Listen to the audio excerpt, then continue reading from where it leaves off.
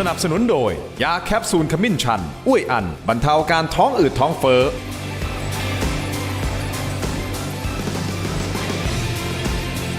สวัสดีครับต้อนรับทุกท่านเข้าสู่รายการถกไม่เถียงครับประเด็นที่ผมจะถกวันนี้ผมอยากจะเชิญชวนคุณผู้ชมทุกท่านนะฮะที่เป็นผู้ประกันตน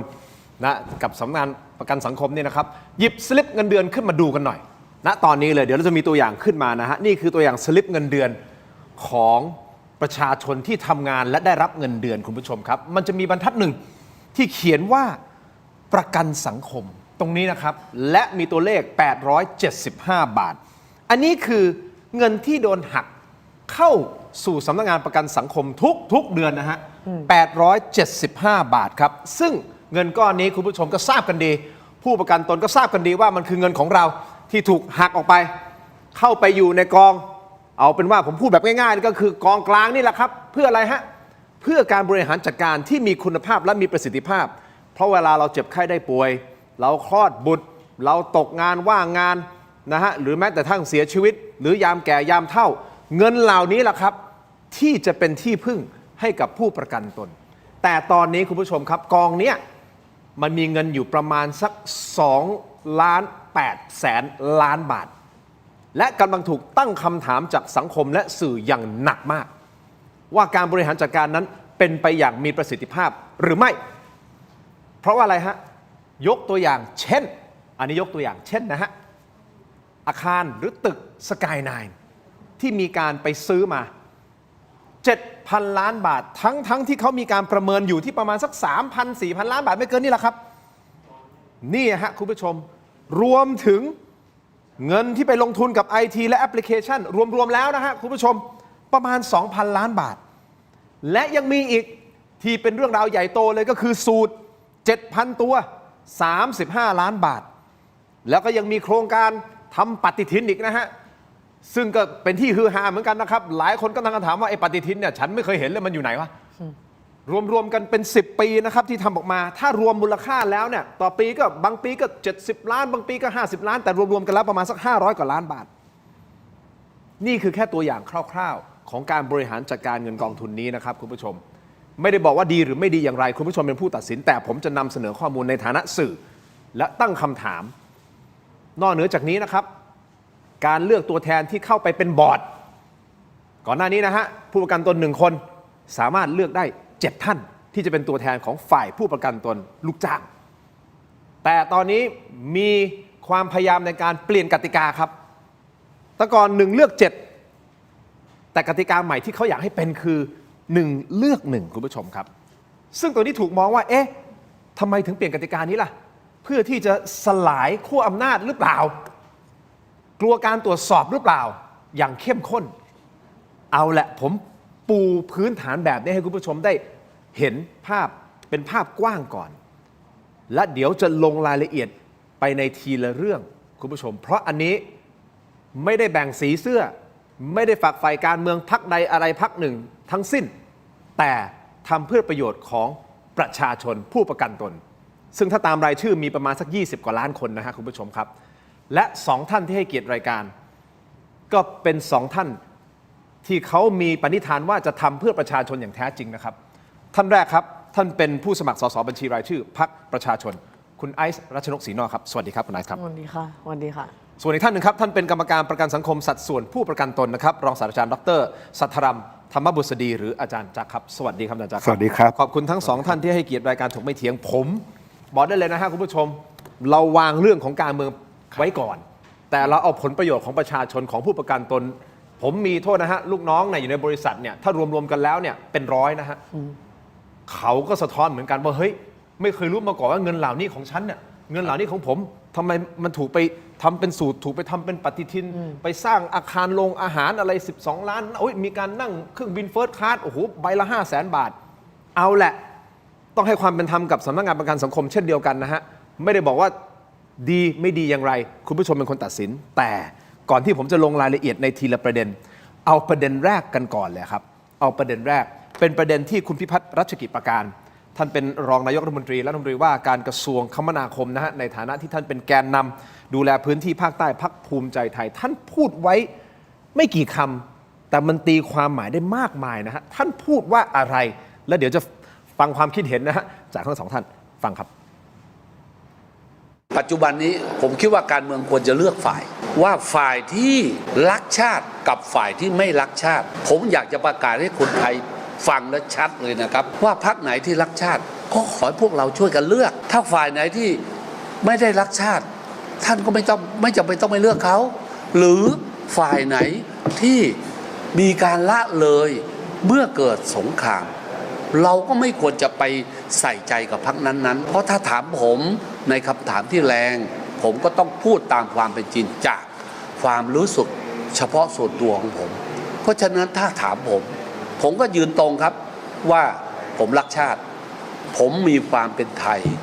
ผมเคารพในบรรพบุรุษของราชวงศ์จักรีที่สร้างประเทศไทยเราบนถิ่นแหลมทองแห่งนี้เพราะฉะนั้นก็ขอฝากเพื่อนๆใน 14 จังหวัดภาคใต้ว่าพวกเราควรจะเลือกหรือต้องเลือกหรือต้องตัดสินใจว่าพวกเราจะเลือกใครกันแน่ทหารมีไว้ปกป้องอธิปไตยของประเทศไทยไม่ใช่มีทหารไว้ทำอะไรคุณไอซ์รัชนกครับคุณมีความคิดเห็นอย่างไรกับสิ่งที่ท่านพิพัฒน์พูดมาครับดิฉันคิดว่าพ่อแม่พี่น้องประชาชนควรจะเลือกฝ่ายที่รักชาติค่ะแต่ว่าคำว่ารักชาติของแต่ละคนเนี่ยแปลยังไงนะคะสำหรับตัวดิฉันและพรรคประชาชนเนี่ยชาติคือประชาชนคนที่รักชาติคือคนที่รักในประชาชนรักในความเจริญก้าวหน้าของประเทศนี้ดังนั้นเนี่ยคนที่รักชาติคือคนที่ต้องเห็นแก่ผลประโยชน์ของคนส่วนใหญ่เป็นที่ตั้งไม่โกงกินไม่ทุจริตไม่หาส่วนต่างเงินงบประมาณรัฐไม่มานั่งเป็นรัฐมนตรีแล้วก็เก็บส่วนต่างจากโครงการต่างๆหรือว่าเก็บเงินนะคะจากการซื้อตำแหน่งในกระทรวงแบบเนี้ยดิฉันคิดว่าคนพวกเนี้ยเรียกว่านอกจากจะไม่รักชาติแล้วนะคะยังเป็นกลุ่มคนที่ถ่วงรั้งความเจริญของชาติเสมอมาตลอดเราก็เลยมีประเทศไทยแบบนี้ค่ะแบบที่คุณก็จะเห็นว่าทุกๆโครงการเนี่ยซื้อของแพงหมดถนนต้องทำใหม่ทุกปีเขื่อนน้ำท่วมน้ำแล้งฝายก็ต้องมาทำใหม่ทุกปีตั้งงบประมาณมาทำใหม่ทุกปีเพราะว่าเราก็มีคนที่มักจะมาอ้างว่าตัวเองเนี่ยรักชาติกว่าใครรักสถาบันกว่าใครแต่ว่าก็เป็นคนกลุ่มนี้แหละค่ะที่มักจะชี้หน้าชี้นิ้วบอกคนอื่นว่าไม่รักชาติไม่รักสถาบันแต่ตัวเองเนี่ยก็ดึงเอาสถาบันลงมาเพื่อใช้หาคะแนนเสียงทางการเมืองเพื่อใช้โจมตีคู่แข่งทางการเมืองดังนั้นเนี่ยดิฉันเห็นด้วยกับการที่ต้องบอกว่าพ่อแม่พี่น้องประชาชนต้องเลือกคนที่รักชาติและดิฉันพูดเลยว่าพรรคประชาชนเรานะคะต่อต้านการทุจริตคอร์รัปชันทุกรูปแบบต่อต้านการเอื้อประโยชน์ให้คนที่อยู่แวดล้อมตัวเองและพวกเราเนี่ยถ้าได้อำนาจมานะคะเราไม่เอาอำนาจนี้เนี่ยไปเพื่อแสวงหาผลประโยชน์ให้พวกพ้องหรือว่าไปหาส่วนต่างหรือว่าไปซื้อขายตำแหน่งแน่นอนดิฉันรับประกันได้ครับนี่คือมุมมองของนักการเมืองนะคุณผู้ชมครับตัดภาพมาที่อาจารย์จักรก็ในมุมมองของนักวิชาการก็ดีหรือเป็นประชาชนคนทั่วไปก็ดีคิดยังไงกับประเด็นนี้ก็อาจจะต้องพูดถึงคุณพิพัฒน์นิดหนึ่งจริงๆแล้วผมเห็นวิธีนี้แปลกใจนะครับเพราะว่าผมเนี่ยในฐานะบอร์ดประกันสังคมแล้วก็คุณพิพัฒน์เนี่ยนั่งเป็นรัฐมนตรีว่าการกระทรวงแรงงานในขณะนั้นนะครับถ้าผมจำไม่ผิดเนี่ยคุณพิพัฒน์น่าจะเคยพูดกับผมสักไม่ต่ำกว่า2 ครั้งว่าท่านจะเลิกเล่นการเมืองนะครับบอกว่าอยู่ในกระทรวงแรงงานนี่ก็เหนื่อยแล้วไม่ได้อยากมาทำนะครับแล้วตอนที่มีการปรับครม.ผมก็นึกว่าท่านจะได้กลับไปอยู่กับครอบครัวนะครับก็เห็นท่านยังอุตส่าห์อาสามาทำงานเพื่อชาติมาอยู่ในคมนาคมต่ออีกนะครับแล้วก็ตอนนี้ก็ยังช่วยหาเสียงลงสมัครเลือกตั้งก็ท่านน่าจะเป็นคนรักชาติตามความหมายของท่านนะครับก็คืออายุเยอะแล้วแต่ก็ยังอยากทำงานต่อเนื่องต่อไปแต่ส่วนที่ผมอยากย้ำคือจริงๆแล้วชาติก็คือประชาชนคือคนที่เกิดและมีความฝันร่วมกันแล้วผมคิดว่าความฝันพื้นฐานของประชาชนทุกคนเนี่ยไม่มีอะไรซับซ้อนเลยครับเป็นเรื่องเกิดแก่เจ็บตายทั้งนั้นเพราะฉะนั้นสิ่งหนึ่งที่ผมอยากย้ำความรักชาติเนี่ยมันไม่ได้หมายถึงเรื่องของคนที่ไปอยู่ในสงครามอย่างเดียวเท่านั้นแต่คนที่อยากให้พ่อแม่ของเรามีชีวิตที่ดีคนที่อยากให้ลูกหลานของเรานักเรียนนักศึกษาได้มีชีวิตที่ดีการปฏิรูปประกันสังคมก็เป็นเงื่อนไขของการรักชาติได้เช่นเดียวกันครับเพราะฉะนั้นนะฮะผมขออนุญาตหยิบสิ่งที่อาจารย์จ๊ะพูดเมื่อสักครู่นี้การปฏิรูปประกันสังคมก็เป็นสิ่งสำคัญเพราะฉะนั้นผมถามแบบตรงไปตรงมาคุณไอซ์เลยฮะถ้าไม่มีการปฏิรูป ประกันสังคมโครงสร้างไม่มีการปฏิรูป 30 ปีข้างหน้าเจ๊งใช่ไหมครับ อีก 25 ปี อ๋อ25 ปีไม่ถึง 30 ด้วย ใช่แล้ว เจ๊งแน่นอนเหรอฮะ เราถ้า ยังไงฮะ ยังใช้เงินกันแบบนี้อยู่เนี่ยคือดิฉันคิดว่ามันจะเจ๊งเร็วขึ้นคือต้องบอกว่างานวิจัยนี้เนี่ยมันไม่ใช่แค่TDRI คือทั่วโลกเขาก็ประเมินกองทุนประกันสังคมของทั่วโลกเหมือนกัน ต้องบอกว่ามันจะคือเราอะส่งเงินสมทบทุกเดือนกันใช่ไหมคะในห้องส่งเนี่ยก็น่าจะส่ง ใช่ครับ เราก็จะคิดว่าเฮ้ยเราส่งไปทุกเดือนเนี่ยคืออีก 25 ปีข้างหน้าหรือ 30 ปีข้างหน้าตอนเราเกษียณเนี่ยเราจะได้ใช้ แต่ดิฉันพูดเลยว่าถ้าเราไม่ปฏิรูปถ้าเราไม่ทำอะไรตั้งแต่วันนี้นะคะ คนที่อายุ 25 ถึง 30 ปีวันนี้ส่งไปเกษียณท่านไม่ได้ใช้ เพราะว่ากองทุนประกันสังคมเนี่ยมันจะมีวันที่เงินเข้ากับเงินที่ไหลออกเนี่ยมันไม่บาลานซ์กันเงินเข้าน้อยกว่าเงินออก แล้วมันก็จะไม่บาลานซ์แบบเนี้ยไปเรื่อยๆจนสุดท้ายอีกประมาณ 25-27 ปีข้างหน้ามันจะเหลือศูนย์ดังนั้นเนี่ยสิ่งที่เราออกมาทำอยู่ทุกวันนี้นะคะสิ่งที่พรรคประชาชนหรือว่าตัวทีมประกันสังคมก้าวหน้าเองเราออกมาเรียกร้องเนี่ยคือเราอยากจะหยุดยั้งการล้มของกองทุนประกันสังคมเพราะเรารู้อยู่แล้วมันมีหลักฐานเชิงประจักษ์ในการคำนวณทางคณิตศาสตร์ประกันภัยเนี่ยบอกอยู่แล้วว่ามันจะล้ม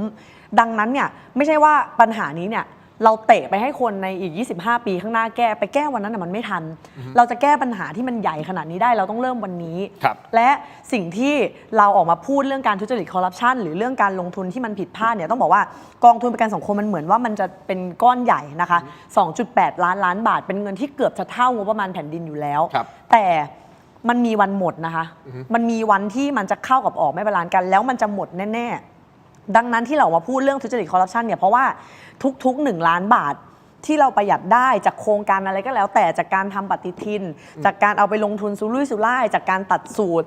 แจกเสื้อแจกหมวกเราประหยัดได้1 ล้านบาทถ้าเราลงทุนได้ 5%เรื่อยๆแบบนี้ไป30 ปีเงิน1 ล้านจะงอกเป็น 4.32 ล้านบาทท่านคิดดูว่าถ้าท่านประหยัดได้10,000 ล้านอ่ะมันจะงอกเป็นเท่าไหร่แล้วมันจะเป็น spill over แบบนี้ไปเรื่อยๆดังนั้นอ่ะเราถึงต้องพูดว่าเราต้องทำยังไงให้รัดเข็มขัดยิ่งในสภาวะเศรษฐกิจแบบนี้เนี่ยเราถึงก็ต้องพูดเรื่องการปราบปรามทุจริตคอร์รัปชันการหาส่วนต่างโครงการที่มันดีกับผู้ประกันตนนะเราไม่ขวางหรอกค่ะเราจะขวางทำไมไม่แตะถ้ามันดีอย่าง850เนี่ยคือมันเป็นการทำหลังบ้านใช่ไหมตอนนี้ที่พูดถึงระบบเว็บอะไรใช่ไหมใช่เดี๋ยวจะพูดเรื่องนี้กันอีกคือไอการทำเว็บแอปทำให้หลังบ้านทำงานกันง่ายผู้ประกันตนเบิกเงินให้ขึ้นเราสนับสนุนแต่คุณคอร์รัปชันทำไม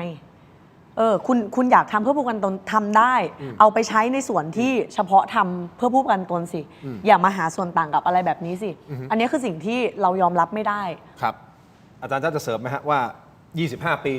ครับถ้าไม่ทำอะไรเลยล้มแน่นอนที่จริงในทางเทคนิคเนี่ยกองทุนประกันสังคมมาเป็นกองทุนบำนาญฟังก์ชันของมันคือการจ่ายบำนาญเพราะว่าจริงๆเรื่องสุขภาพตอนนี้ผมต้องบอกว่าก็ติดงบแล้วก็คือขาเข้าขาออกเนี่ยขาออกมากกว่าตอนนี้คือใช้เงินรีเซิร์ฟอยู่ในกองทุนสุขภาพทีนี้ในกองทุนบำนาญเนี่ยเราเป็นการจ่ายบำนาญแบบจ่ายตลอดชีพจนกระทั่งเสียชีวิตซึ่งเป็นเรื่องที่ดีนะครับเป็นเรื่องที่ก้าวหน้าทีนี้ปัญหาคือเนี่ยตอนที่ผมเข้ารับตำแหน่งก็มีรีพอร์ตตัวนี้มาแล้วก็ตอนนั้นคุณพิพัฒน์เป็นรัฐมนตรีแรงงานเนี่ยก็ช่วยประโคมข่าวว่าประกันสังคมจะเจ๊งประกันสังคมจะเจ๊งเลยต้องมีการปรับพอร์ตการลงทุนครั้งใหญ่อย่างค่อนข้างเร่งรีบในช่วงสมัยของคุณพิพัฒน์เนาะแต่ว่าจริงๆแล้วผมพอเข้ามาดูเนี่ยก็พบว่าเอาเข้าจริงนะประกันสังคมไม่เจ๊งเพราะมีคนแก่เราชอบมีคำอธิบายแบบนี้ว่าต่อไปเนี่ยคนแก่เยอะแล้วก็คนเกิดน้อยมันจะเจ๊งหรือว่ามีคนใช้บริการด้านการว่างงานหรือปัญหาสุขภาพเยอะก็จะทำให้กองทุนเนี่ยฝืดเคืองใช่ต้องจ่ายเงินเยอะไปดูแลคนเหล่านี้ครับแต่ผมในฐานะบอร์ดผู้ประกันตนนะผมพูดแบบตรงไปตรงมาเลยนะมันอาจจะไม่ได้ถูกต้องในหลักการคือหน้าที่ของประกันสังคมนะถ้ามันจะเจ๊งเพราะดูแลคนแก่ถ้าจะเจ๊งเพราะดูแลคนป่วยเป็นมะเร็งดูแลแม่ที่คลอดบุตรถ้ามันจะเจ๊งด้วยเงื่อนไขพวกนี้นะผมคิดว่ารับได้นะให้มันเจ๊งไปด้วยการที่มันทำหน้าที่ของมันอย่างเต็มที่แต่จริงๆแล้วในทางคณิตศาสตร์มันไม่ได้เจ๊งด้วยเรื่องพวกนี้มันเจ๊งด้วยการคอร์รัปชันมันเจ๊งด้วยความไม่โปร่งใส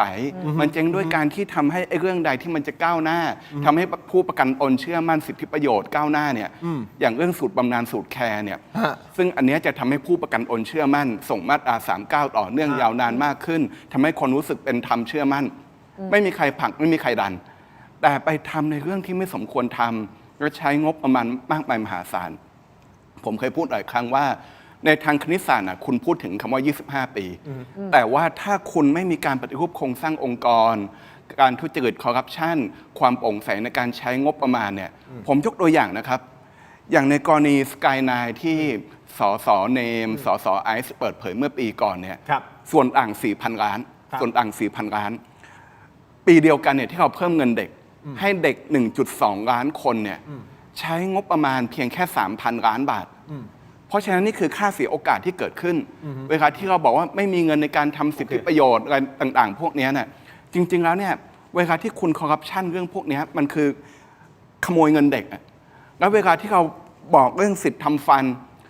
พอเราไม่เอาโครงการ พอเราไม่อยู่บนโต๊ะเจรจาดีลโครงการกับพวกเขาก็หาเรื่องการขวางสิทธิประโยชน์ของผู้ประกันตน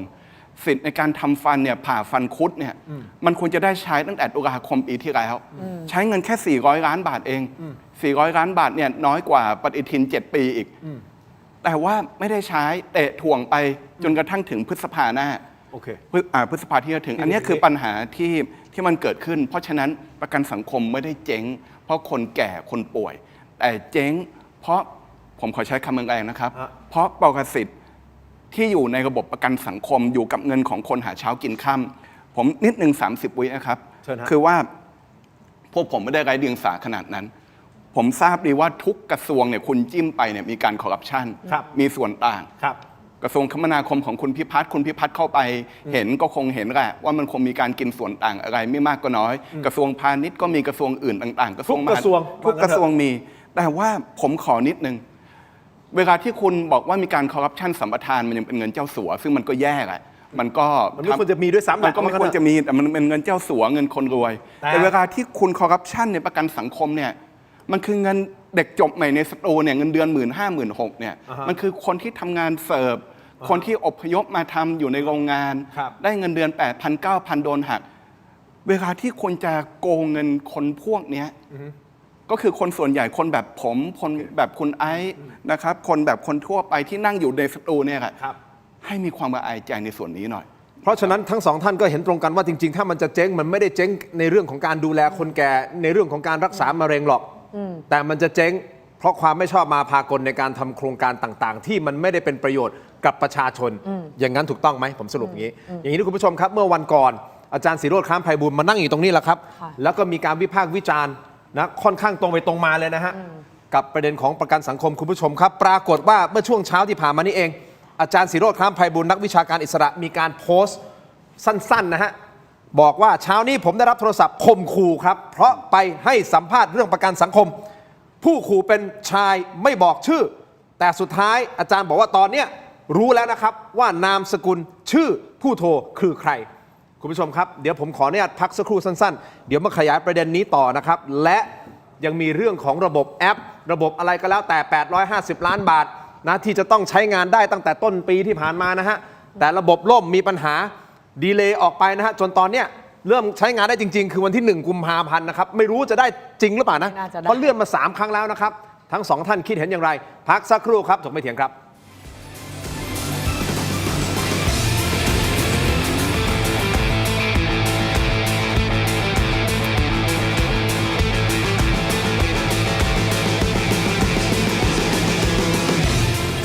ดีขนาดนี้อย่ารอช้า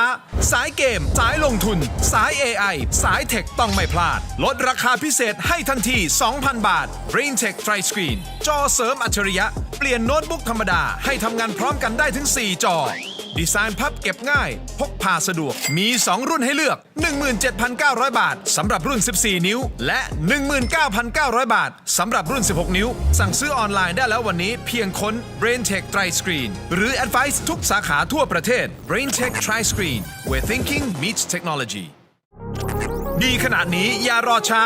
สายเกมสายลงทุนสาย AI สายเทคต้องไม่พลาดลดราคาพิเศษให้ทันที 2,000 บาท BrainTech Tri Screen จอเสริมอัจฉริยะเปลี่ยนโน้ตบุ๊กธรรมดาให้ทำงานพร้อมกันได้ถึง 4 จอ ดีไซน์พับเก็บง่าย พกพาสะดวก มี 2 รุ่นให้เลือก 17,900 บาทสำหรับรุ่น 14 นิ้ว และ 19,900 บาทสำหรับรุ่น 16 นิ้ว สั่งซื้อออนไลน์ได้แล้ววันนี้เพียงค้น BrainTech Tri Screen หรือ Advice ทุกสาขาทั่วประเทศ BrainTech Tri Screen where thinking meets technology ดีขนาดนี้อย่ารอช้า สายเกม สายลงทุน สาย AI สายเทคต้องไม่พลาด ลดราคาพิเศษให้ทันที 2,000 บาท BrainTech Tri Screen จอเสริมอัจฉริยะ เปลี่ยนโน้ตบุ๊กธรรมดาให้ทำงานพร้อมกันได้ถึง 4 จอ ดีไซน์พับเก็บง่าย พกพาสะดวก มี 2 รุ่นให้เลือก 17,900 บาทสำหรับรุ่น 14 นิ้ว และ 19,900 บาทสำหรับรุ่น 16 นิ้ว สั่งซื้อออนไลน์ได้แล้ววันนี้เพียงค้น BrainTech Tri Screen หรือ Advice ทุกสาขาทั่วประเทศ BrainTech Tri Screen where thinking meets technology ดีขนาดนี้อย่ารอช้า สายเกม สายลงทุน สาย AI สายเทคต้องไม่พลาด ลดราคาพิเศษให้ทันที 2,000 บาท BrainTech Tri Screen จอเสริมอัจฉริยะ เปลี่ยนโน้ตบุ๊กธรรมดาให้ทำงานพร้อมกันได้ถึง 4 จอ ดีไซน์พับเก็บง่าย พกพาสะดวก มี 2 รุ่นให้เลือก 17,900 บาทสำหรับรุ่น 14 นิ้ว และ 19,900 บาทสำหรับรุ่น 16 นิ้ว สั่งซื้อออนไลน์ได้แล้ววันนี้เพียงค้น BrainTech Tri Screen หรือ Advice ทุกสาขาทั่วประเทศ BrainTech Tri Screen where thinking meets technology ดีขนาดนี้อย่ารอช้า สายเกม สายลงทุน สาย AI สายเทคต้องไม่พลาด ลดราคาพิเศษให้ทันที 2,000 บาท BrainTech Tri Screen จอเสริมอัจฉริยะ เปลี่ยนโน้ตบุ๊กธรรมดาให้ทำงานพร้อมกันได้ถึง 4 จอ ดีไซน์พับเก็บง่าย พกพาสะดวก มี 2 รุ่นให้เลือก 17,900 บาทสำหรับรุ่น 14 นิ้ว และ 19,900 บาทสำหรับรุ่น 16 นิ้ว สั่งซื้อออนไลน์ได้แล้ววันนี้เพียงค้น สนับสนุนโดย ยาท่าตุน้ำขาวหานคู่ 49 บาท ฝาสีฟ้า มีตัวยาฟีนิลซาลิซิเลตกลับมากันต่อนะครับรายการชมไม่เที่ยงยังอยู่กับคุณไอซ์รัชนกแล้วก็อาจารย์จักรนะฮะอันนี้เข้าประเด็นแล้วครับอาจารย์ศิโรจน์ คล้ามไพบูลย์มานั่งอยู่ในรายการเมื่อวันก่อนนะครับแล้วก็พูดแบบตรงไปตรงมานะเกี่ยวกับความไม่ชอบมาพากลนะในสำนักงานประกันสังคมนะเพราะท่านก็เป็นอนุกรรมการด้วยนะคุณผู้ชมครับไปดูโพสต์ของอาจารย์สั้นๆนะฮะเขียนว่าเช้านี้ผมได้รับโทรศัพท์ข่มขู่เพราะให้สัมภาษณ์เรื่องประกันสังคมผู้ขู่เป็นชายไม่บอกชื่อบอกว่าเป็นอนุกรรมการประกันสังคมขอแจ้งว่าอย่าทำอีกหมายถึงบอกอาจารย์ศิโรจน์อย่าทำอีกนะผมปกป้องผลประโยชน์ผู้ประกันตนอาจารย์ศิโรจน์พูดอย่างนี้นะฮะตอนนี้ทราบแล้วนะฮะว่าชื่อนามสกุลผู้โทรเป็นใครเป็นอนุกรรมการประกันสังคมมานานแล้วนะครับมักกร่างกับเจ้าหน้าที่สำนักงานคุณไอซ์คุณตามเรื่องของระบบนิเวศศึกษาระบบนิเวศของสำนักงานประกันสังคมอย่างทะลุปลุโปร่งนะถามแบบตรงไปตรงมาพอนึกออกไหมฮะว่าเป็นใครเอาจริงๆนะในเครือข่ายของประกันสังคมเนี่ยมันจะมีทั้งฝ่ายนายจ้างฝ่ายลูกจ้างที่เขาได้ประโยชน์จากการนั่งอยู่ในบอร์ดเนี่ยเยอะแยะเต็มไปหมดคุณนึกไม่ออกหรอกว่าใครเพราะว่ามันมีเยอะมากจริงๆคนที่เสียประโยชน์จากการทำงานของพรรคประชาชนหรือว่าทีมประกันสังคมก้าวหน้าแต่ดิฉันอยากบอกว่าก็แปลว่านะคะการทำงานของอาจารย์ศิโรจน์หรือว่าการทำงานของพวกเราเนี่ยมันส่งผลจริงๆส่งผลกระทบกับเงินในกระเป๋าตังค์ของเขานะคะอย่างนั้นเลยเหรอเงินในกระเป๋าตังค์เขาเลยเหรอเงินในกระเป๋าตังค์เขาค่ะบางคนอาจจะต้องเลี้ยงลูกเลี้ยงเมียจากเงินที่ตอดกินเอาจากคุณภาพชีวิตของผู้ประกันตนอยู่ตอนนี้เนี่ยก็ดังนั้นนะคะอยากให้อาจารย์ศิโรจน์เนี่ยทำต่อไปนะคะแล้วก็ทำให้หนักขึ้นตราบใดที่ดิฉันเชื่อว่าถ้าตราบใดที่บอร์ดทีมประกันสังคมก้าวหน้ายังอยู่ในบอร์ดเราก็จะนอมิเนตหรือว่าเสนอชื่อคนที่เนี่ยค่ะเป็นปากเป็นเสียงเป็นมือเป็นไม้ให้กับพ่อแม่พี่น้องผู้ประกันตนเข้าไปนั่งแล้วก็มาเป็นปากเป็นเสียงเอาความอิเละเขะขะความเละเทะในสำนักงานประกันสังคมมาบอกเล่าฉายไฟส่องไฟเข้าไปเพื่อทำให้ไอ้หลุมดำเนี้ยมันหายดำสักทีให้ความเป็นธรรมกับสำนักงานประกันสังคมนะครับคุณบอกว่าอาจจะไปไปกระทบกับกระเป๋าของผู้ที่อาจจะได้ประโยชน์จากการตอดเงินที่เป็นเงินของประชาชนคุณผู้ชมครับแต่เมื่อช่วงเช้านี้นะคุณผู้ชมครับทางด้านของรองเลขาธิการและโฆษกสำนักงานประกันสังคมนะครับคุณนิยดาเสนีมโนมัยนะฮะท่านไปออกรายการของพี่สรยุทธ์สุทัศนจินดานะครับก็คือคุยนอกจอของพี่ยุทธ์เนี่ยนะฮะคุณผู้ชมยืนยันนะฮะถึงประเด็นเอาประเด็นนี้ก่อนนะประเด็นตัดสูตรก่อนแล้วกันนะครับเขาบอกว่าเนี่ย 7,000 ตัวงบประมาณ35ล้านบาทคุณนิยดานะครับยืนยันว่าทำตามกฎหมายในพระราชบัญญัติประกันสังคมนะแล้วก็มีการระบุว่ามีการเก็บเงินสมทบจากผู้ประกันตนนายจ้างและรัฐบาลโดยการจัดสรรเงินในการบริหารงานสามารถใช้ถึง 10% ของงบสมทบประจำปีนะนึกออกไหมฮะเขามีสิทธิ์ตามกฎหมาย ใช่ไหมสมทบประจำปีเท่าไหร่ 10% ของตรงนั้นน่ะสามารถใช้บริหารงานได้ เพราะเขาถือว่าตรงนี้เป็นการบริหารงานของเขา ซึ่งประกันสังคมใช้จริง ๆ ไม่ถึง 10%ท่านบอกอยู่ที่ประมาณสัก 2-3% เท่านั้นเอง แปลง่ายๆ ก็คือเขาบอกเฮ้ยก็ใช้น้อยกว่าเพดานที่ กำหน เขา ดเอาไว้ กำหนดไว้เขาก็แสดงว่าเฮ้ย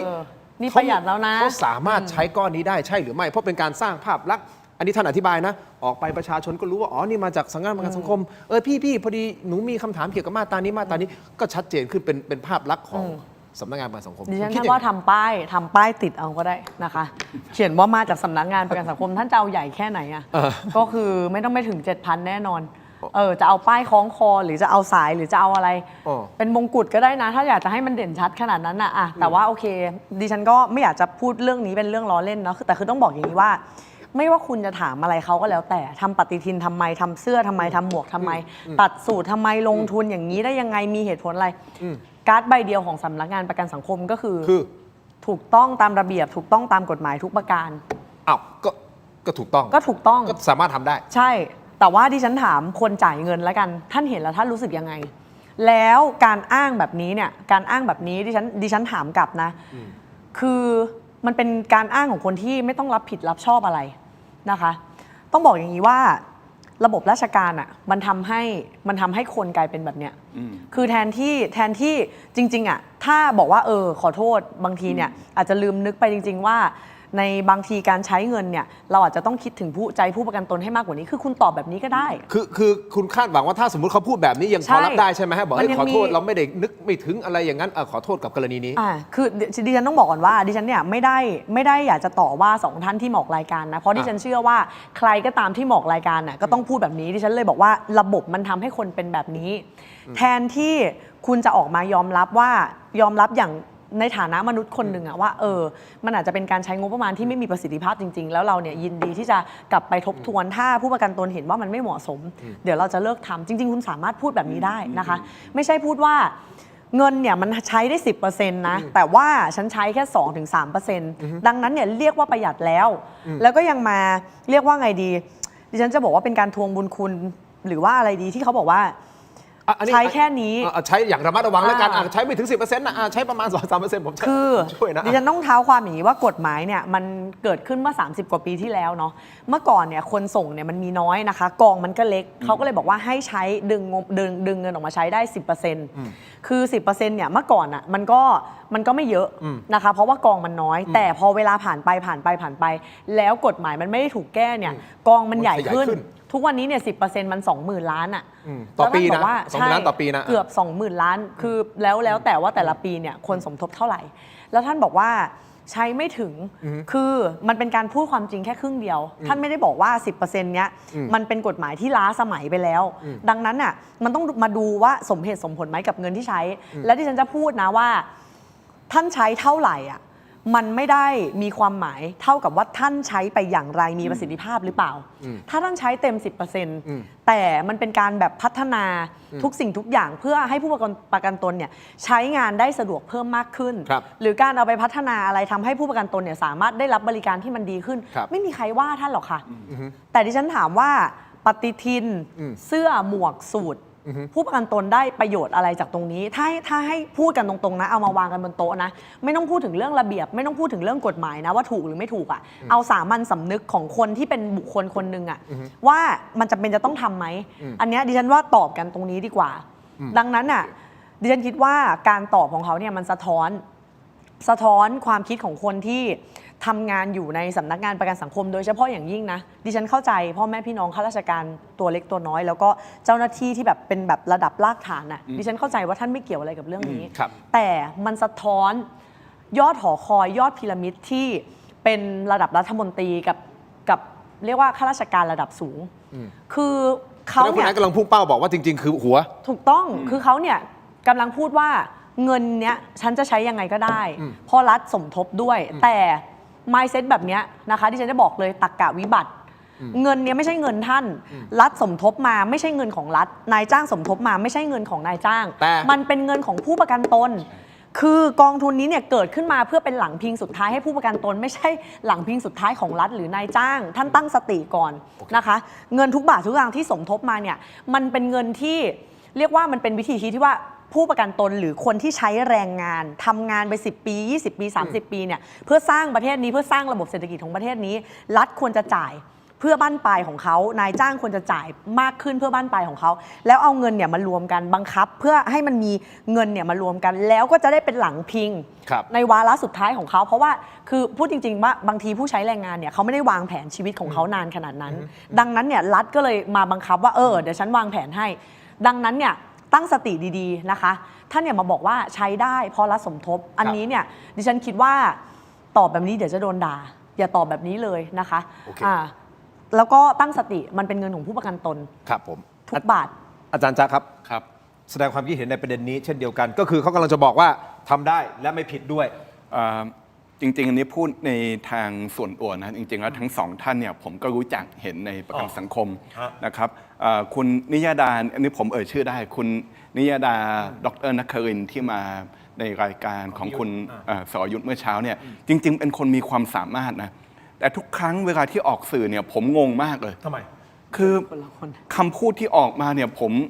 ไม่คิดว่าท่านจะเชื่อแบบนั้นจริง ๆ นะครับ กำลังจะบอกว่าโดนวางสคริปต์มาเหรอว่าต้องพูดแบบนี้ เลยไม่แน่ใจว่าที่ลืม ไม่รู้ สคริปต์ที่ลืมสคริปต์ไว้ในรายการพิยุทธ์นี่แบบตั้งใจแบบเป็นนาตาชาหรือเปล่าอะไรแบบนี้นะแต่ว่าเราเห็นเลยว่าปัญหาของระบบราชการเนี่ยคือมันทำให้คนมีความสามารถไม่สามารถที่จะทำงานได้ก็ต้องทำงานที่มันไม่เข้าท่านะครับอย่างเช่นตอนที่เห็นฝ่ายลงทุนมาตอบเรื่องทียูโดมถ้าย้อนกลับไปสัปดาห์หนึ่งเนี่ยจริงๆแล้วทุกท่านในฝ่ายลงทุนเก่งมากเลยนะเป็นแบบคนจบมหาวิทยาลัยชั้นนำของโลกอะไรต่างๆ แต่ว่าพอตอนผมดูถ่ายทอดสดเนี่ยตอนชี้แจงทียูโดมเนี่ยผมเฮ้ยพี่คิดแบบนี้จริงๆเหรอลงทุน800ได้คืนมา170 ล้านถือว่าคุ้มค่ายังไม่ขาดทุนเพราะไม่ขายหลักการของนักลงทุนเขาสามารถอธิบายแบบนี้ได้เหรอไม่ใช่แล้วพวกคุณก็ไม่ได้เชื่อแบบนั้นด้วยนะครับแต่ว่าเนี่ยอย่างที่คุณไอซ์ได้บอกมาคือระบบราชการเนี่ยมันหนึ่งกีดความสามารถและแทนที่ง่ายๆเลยมีการใช้จ่ายอะไรที่ผิดพลาดบก.โดยทั่วไปกองทุนรวมต่างๆ ก็เคยมีแบบนี้ก็มาขอโทษต่อผู้ถือหน่วยลงทุน มาขอโทษอะไรต่างๆ ก็บอกว่าครั้งหน้าจะไม่มีจะเลิกทำแต่อันเนี้ยปฏิทินถ้าแบบเรื่องไม่แดงมาก ปีนี้เราก็คงได้ แต่ว่าตอนนี้เราเซฟไปได้มากกว่า50 ล้าน หรือว่าเรื่องสูตรเรื่องอะไรแบบเนี้ยคุณจะมีเหตุผลอะไรต่างๆ แต่ว่าวันนี้ผู้ประกันตนไม่พอรู้สึกไม่พอใจ ปีหน้าคุณก็ไม่ต้องทำเท่านั้นนี่เอง จริงๆ ก็มีอินบ็อกซ์จากเจ้าหน้าที่จำนวนมากก็ส่งหาผมว่าเขาก็ไม่ได้รู้สึกแฮปปี้กับงบประมาณที่มันถูกใช้ไปแบบนี้เขาไม่ได้ว่ารู้สึกยินดีกับต้องใส่สูตรประเทศไทยเป็นประเทศร้อน แล้วก็ย้อนกลับไปวันอังคารถ้าดูตอนแถลงเนาะตัวแทนสำนักงานก็บอกว่าเราก็มียูนิฟอร์มนะเนี่ยมีชุดไทยวันหนึ่งข้าราชการวันหนึ่งใส่สูตรวันหนึ่งถ้าต้องร่วมพิธีกรรม อันนี้คือ mindset แบบข้าราชการแต่ดูแลเงิน 2.8 ล้านบาท อันนี้คือปัญหาใหญ่ครับ เพราะฉะนั้นมันคือเรื่องของการบริหารจัดการกองทุนที่เป็นกองทุนมูลค่ามหาศาลนะครับคุณผู้ชม คราวนี้เกิดคำถามเช่นเดียวกันคุณไอซ์คุณอยากจะบอกอะไรกับคนที่มองมาบอกให้คุณไอซ์หรือพรรคประชาชนเนี่ยเอาเรื่องนี้เนี่ยมาหาเสียงในช่วงนี้นี่คือประเด็นที่หนึ่งนะฮะที่จะถามคุณไอซ์ประเด็นที่สองก็คือการเลือกตั้งบอร์ดที่มีความพยายามตอนนี้มีแนวคิดนะครับว่า1คนเลือกได้7ตอนนี้จะเหลือ1คนเลือกแค่1คนอันนี้คือเป็นความพยายามในการที่จะตัดขั้วอำนาจหรือว่าตัดพลังของพวกคุณหรือไม่อย่างไรคุณคิดเห็นอย่างไรคุณผู้ชมพักสักครู่ครับช่วงหน้ากลับมาติดตามครับ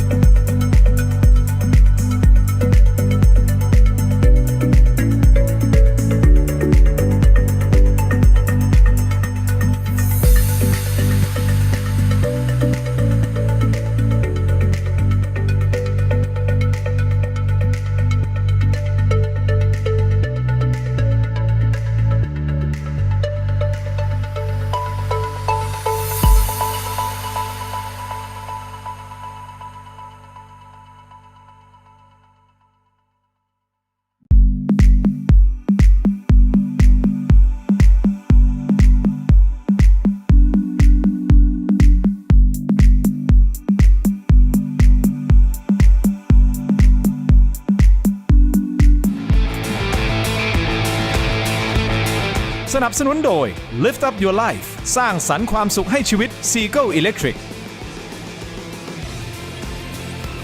กลับมาต่อนะครับรายการสมพิธีในช่วงนี้ครับยังอยู่กับอาจารย์จักรแล้วก็คุณไอซ์รัชนกนะฮะอันนี้เข้าประเด็นต่อกันเลยนะครับการเลือกบอร์ดประกันสังคม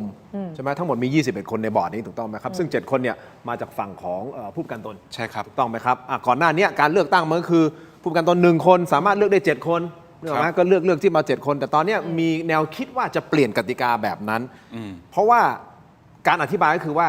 เพื่อกระจายอำนาจให้มันหลากหลายขึ้นนึกออกไหมให้มันครอบคลุมทุกกลุ่มมากยิ่งขึ้นแต่ถ้ามองไปแล้วเนี่ยหลายคนอาจจะมองเดี๋ยวก่อนนะทำไมอยู่ดีมาเปลี่ยนเป็นแบบนี้เพราะว่ากลัวอะไรหรือเปล่ากลัวเอาตรงๆอ่ะกลัวพวกทีมก้าวหน้าหรือเปล่าที่แบบจะคุมอำนาจอยู่แล้วจะเข้ามาทำให้เขาทำงานยากขึ้นหรือเปล่าคุณไอ้ว่ายังไงประเด็นนี้เดี๋ยวจะถามอาจารย์จักรคือต้องบอกว่าจากเดิมเนี่ยผู้ประกันตนเนี่ยมีอำนาจ1 ใน 3ของบอร์ดนะคะก็คือว่าท่านเนี่ยเป็นผู้ประกันตนท่านมีอำนาจ1 ใน 3ของบอร์ดท่านก็เลือกได้7 คนเพราะว่าบอร์ดเนี่ยมันมีทั้งหมด21 คนเนาะผู้ประกันตน1 ใน 3ก็คือ7ท่านก็ไปเลือกว่าท่านชอบใคร7 คนซึ่งปกติเนี่ยเขาก็จะเลือกแพ็กกันเป็นทีมแต่จริงๆท่านไม่ต้องเลือกทีมเดียวกันก็ได้ท่านจะเลือกใครก็ได้แต่ว่าปกติเนี่ยเวลานำเสนอนโยบายเนาะชอบนโยบายของทีมไหนก็เลือกทีมนั้นไปเลยเป็นทีมแต่ว่าการกระทำครั้งนี้เนี่ยสิ่งที่ทำก็คือว่าจากเดิมที่ท่านจะมีสิทธิ์1 ใน 3เนี่ยมันจะกลายเป็นว่าท่านจะเหลือสิทธิ์แค่1 ใน 21ดังนั้นเนี่ยการที่บอกว่าเหตุผลที่บอกว่า1 สิทธิ์ 1 เสียงตามรัฐธรรมนูญอันนี้โกหกนะคะไม่ได้ตามรัฐธรรมนูญด้วยขัดสิทธิ์ขัดหลักการในรัฐธรรมนูญด้วยซ้ำก็สิทธิ์ของผู้ประกันตนคือ1 ใน 3แต่ท่านไปหารย่อยให้มันเหลือ1 ใน 21ดังนั้นอันนี้คือขัดหลักการโกหกนะพูดความจริงไม่หมดเราพูดจริงนะไม่ต้องอ้อมค้อมกันเพราะว่าเรื่องนี้เนี่ยมันเป็นการพยายามที่จะดันระเบียบนี้ออกมาเพราะว่ามันเอาทีมประกันสังคมก้าวหน้าไว้ไม่ได้ก็เข้าไปเนี่ยไปตัดของโครงการของเขาหมดเลยนะคะปฏิทินเขาเคยทำกันมาแล้วก็เป็นอีโคซิสเต็มที่อยู่กันแบบเสถียรแล้วแบ่งกันลงตัวปีละ50 ล้าน70 ล้านก็ไปบอกว่าไม่ควรทำนะคะตัดสูตรเนี่ยเดี๋ยวปี70เนี่ยเดี๋ยวเขาตัดอีกเพราะว่าเขาตัดทุก5 ปีแสดงว่าเขามองพวกคุณว่าเป็นตัวขวางเขาเหรอฮะหรือไงแล้วคุณพี่คิดว่าเขาจะเอาพวกเราไว้ทำไมสูตรเนี่ยปกติเดี๋ยวอีก5 ปีเนี่ยทุกๆ5 ปีเขาจะตัดใหม่ใช่ไหมกำหนดการคือปี70เนี่ยเดี๋ยวไม่ได้ตัดแหละเพราะว่าเดี๋ยวมาขวางอีกโครงการ Water Mist ที่จริงๆไม่ต้องทำก็ได้แต่ว่าพยายามจะดันออกมา79 ล้านนะคะFinancial Gateway 200 กว่าล้าน Telemedicine 700 ล้านคือไอโครงการพวกนี้นะคะเวลาที่ชงมาเนี่ยก็คือพูดหมดว่าเพื่อผู้ประกันตนทำให้ผู้ประกันตนนู่นนี่นั่นไม่ได้มองตรงนี้หรอว่าเขาทำเพื่อที่จะพัฒนา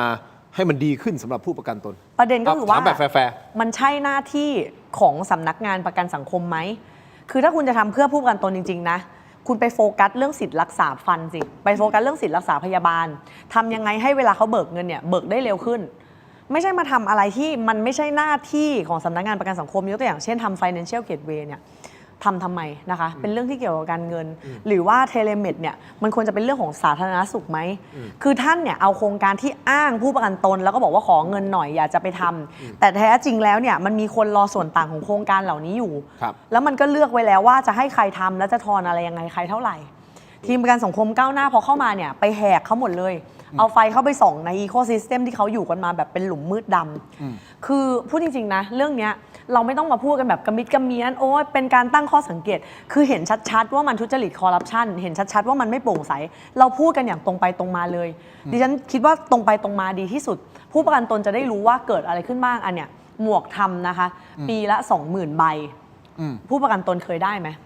ไม่เคยได้ค่ะผู้ประกันตนที่นั่งอยู่ตรงนี้ดิฉันว่าไม่เคยทีมงานน้องๆช่างภาพโปรดิวเซอร์อะไรเคยได้ไหมคนที่ได้ไม่เคยคนที่ได้คือใครรู้ไหมคะใครครับคนที่ได้ก็คือคนที่อยู่ในสหภาพของ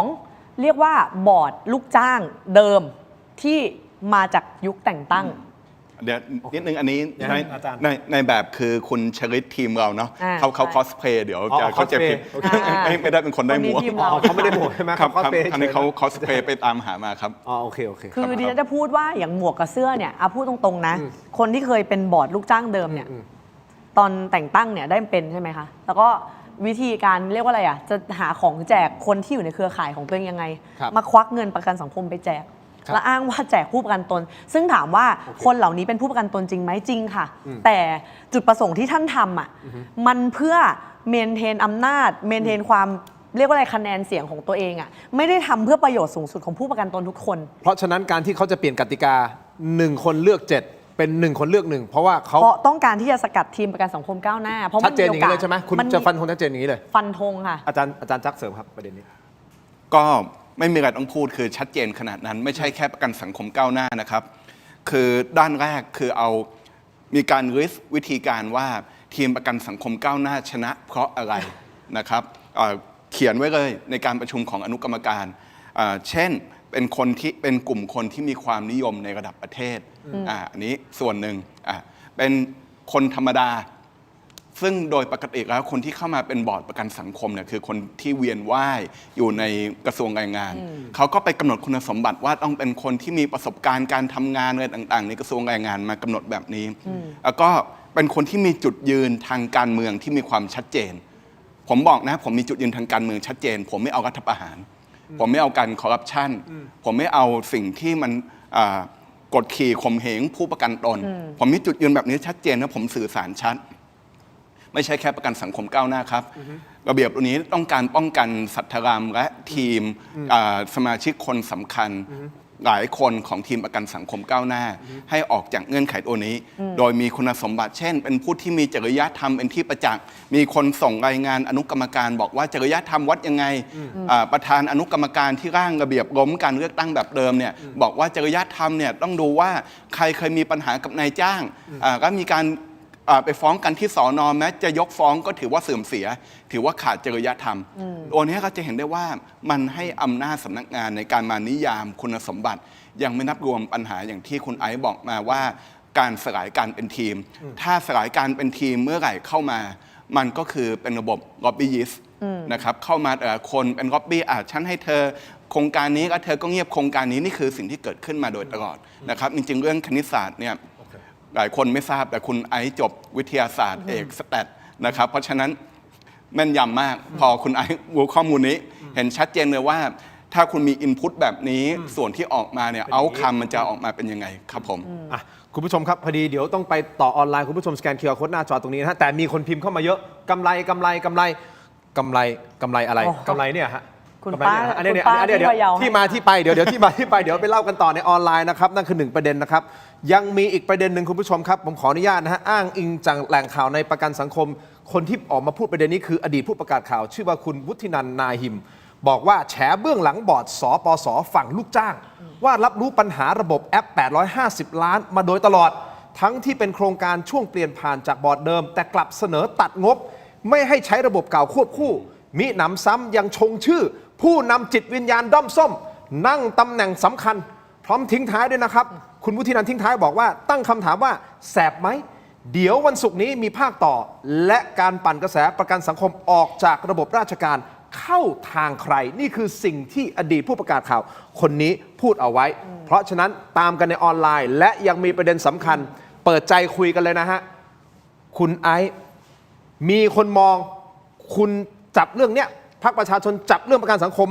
เพื่อใช้ในการหาเสียงความรู้สึกคุณจะตอบเขาว่าอย่างไรต่อกันในออนไลน์นะครับเทเลดิจิทัลใน YouTube Facebook ถกไม่เถียงสำหรับทีวีตอนนี้นะครับขอบคุณทั้ง2ท่านครับขอบคุณครับเจอกันในออนไลน์ถกไม่เถียงครับสวัสดีครับ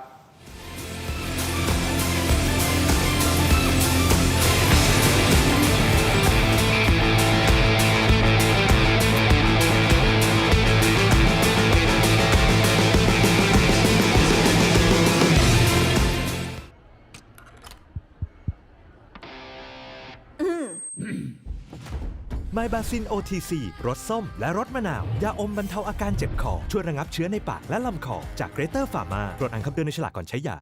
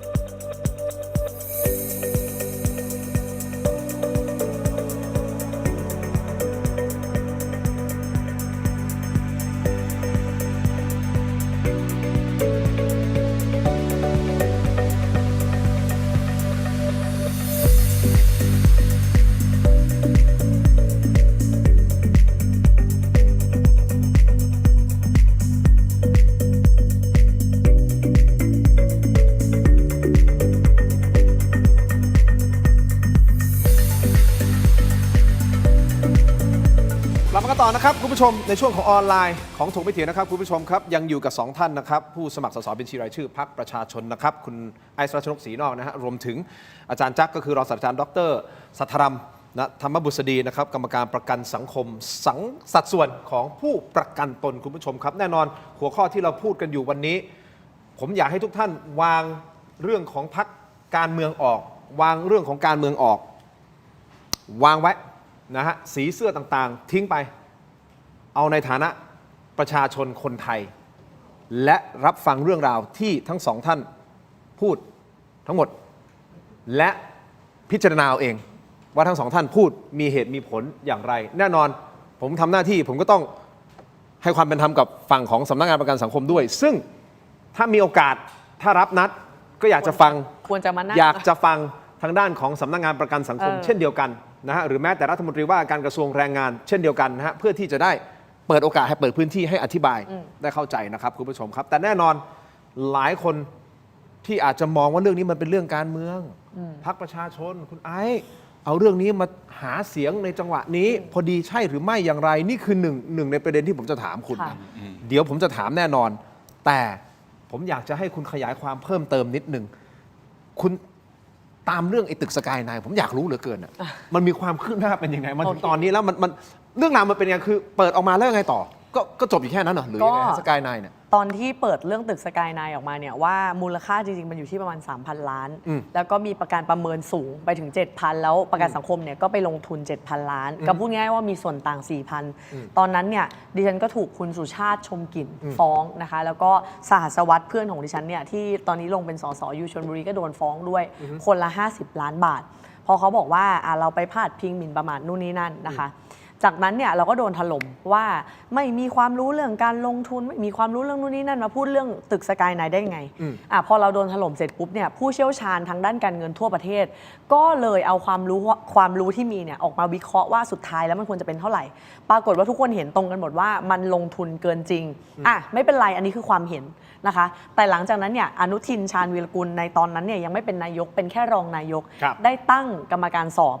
แล้วผลก็ปรากฏนะคะอันนี้เนี่ยราชการสืบปลัดมหาดไทยนั่งเองผลออกมาบอกว่าราคาเนี่ยควรจะอยู่ที่ประมาณ 3,600 ถึง 3,400 ถึง 3,800 ล้านบาทครับลงทุนมูลค่าสูงเกินจริงนะคะกระบวนการเร่งรีบผิดปกติและมีการบิดเบือนข้อมูลดิฉันสืบในกรรมการติดตามงบมีการใช้เอกสารปลอมบอกว่ามีใบรับรองใบ certificate ว่าเป็นตึกรักโลกเป็นแบบใบรับรองที่เรียกว่าtreeแต่ซึ่งจริงๆเราไม่มีเอาอันนี้มาอ้างว่ามีใบรับรองนี้นะทำให้ราคามันสูงขึ้นอีก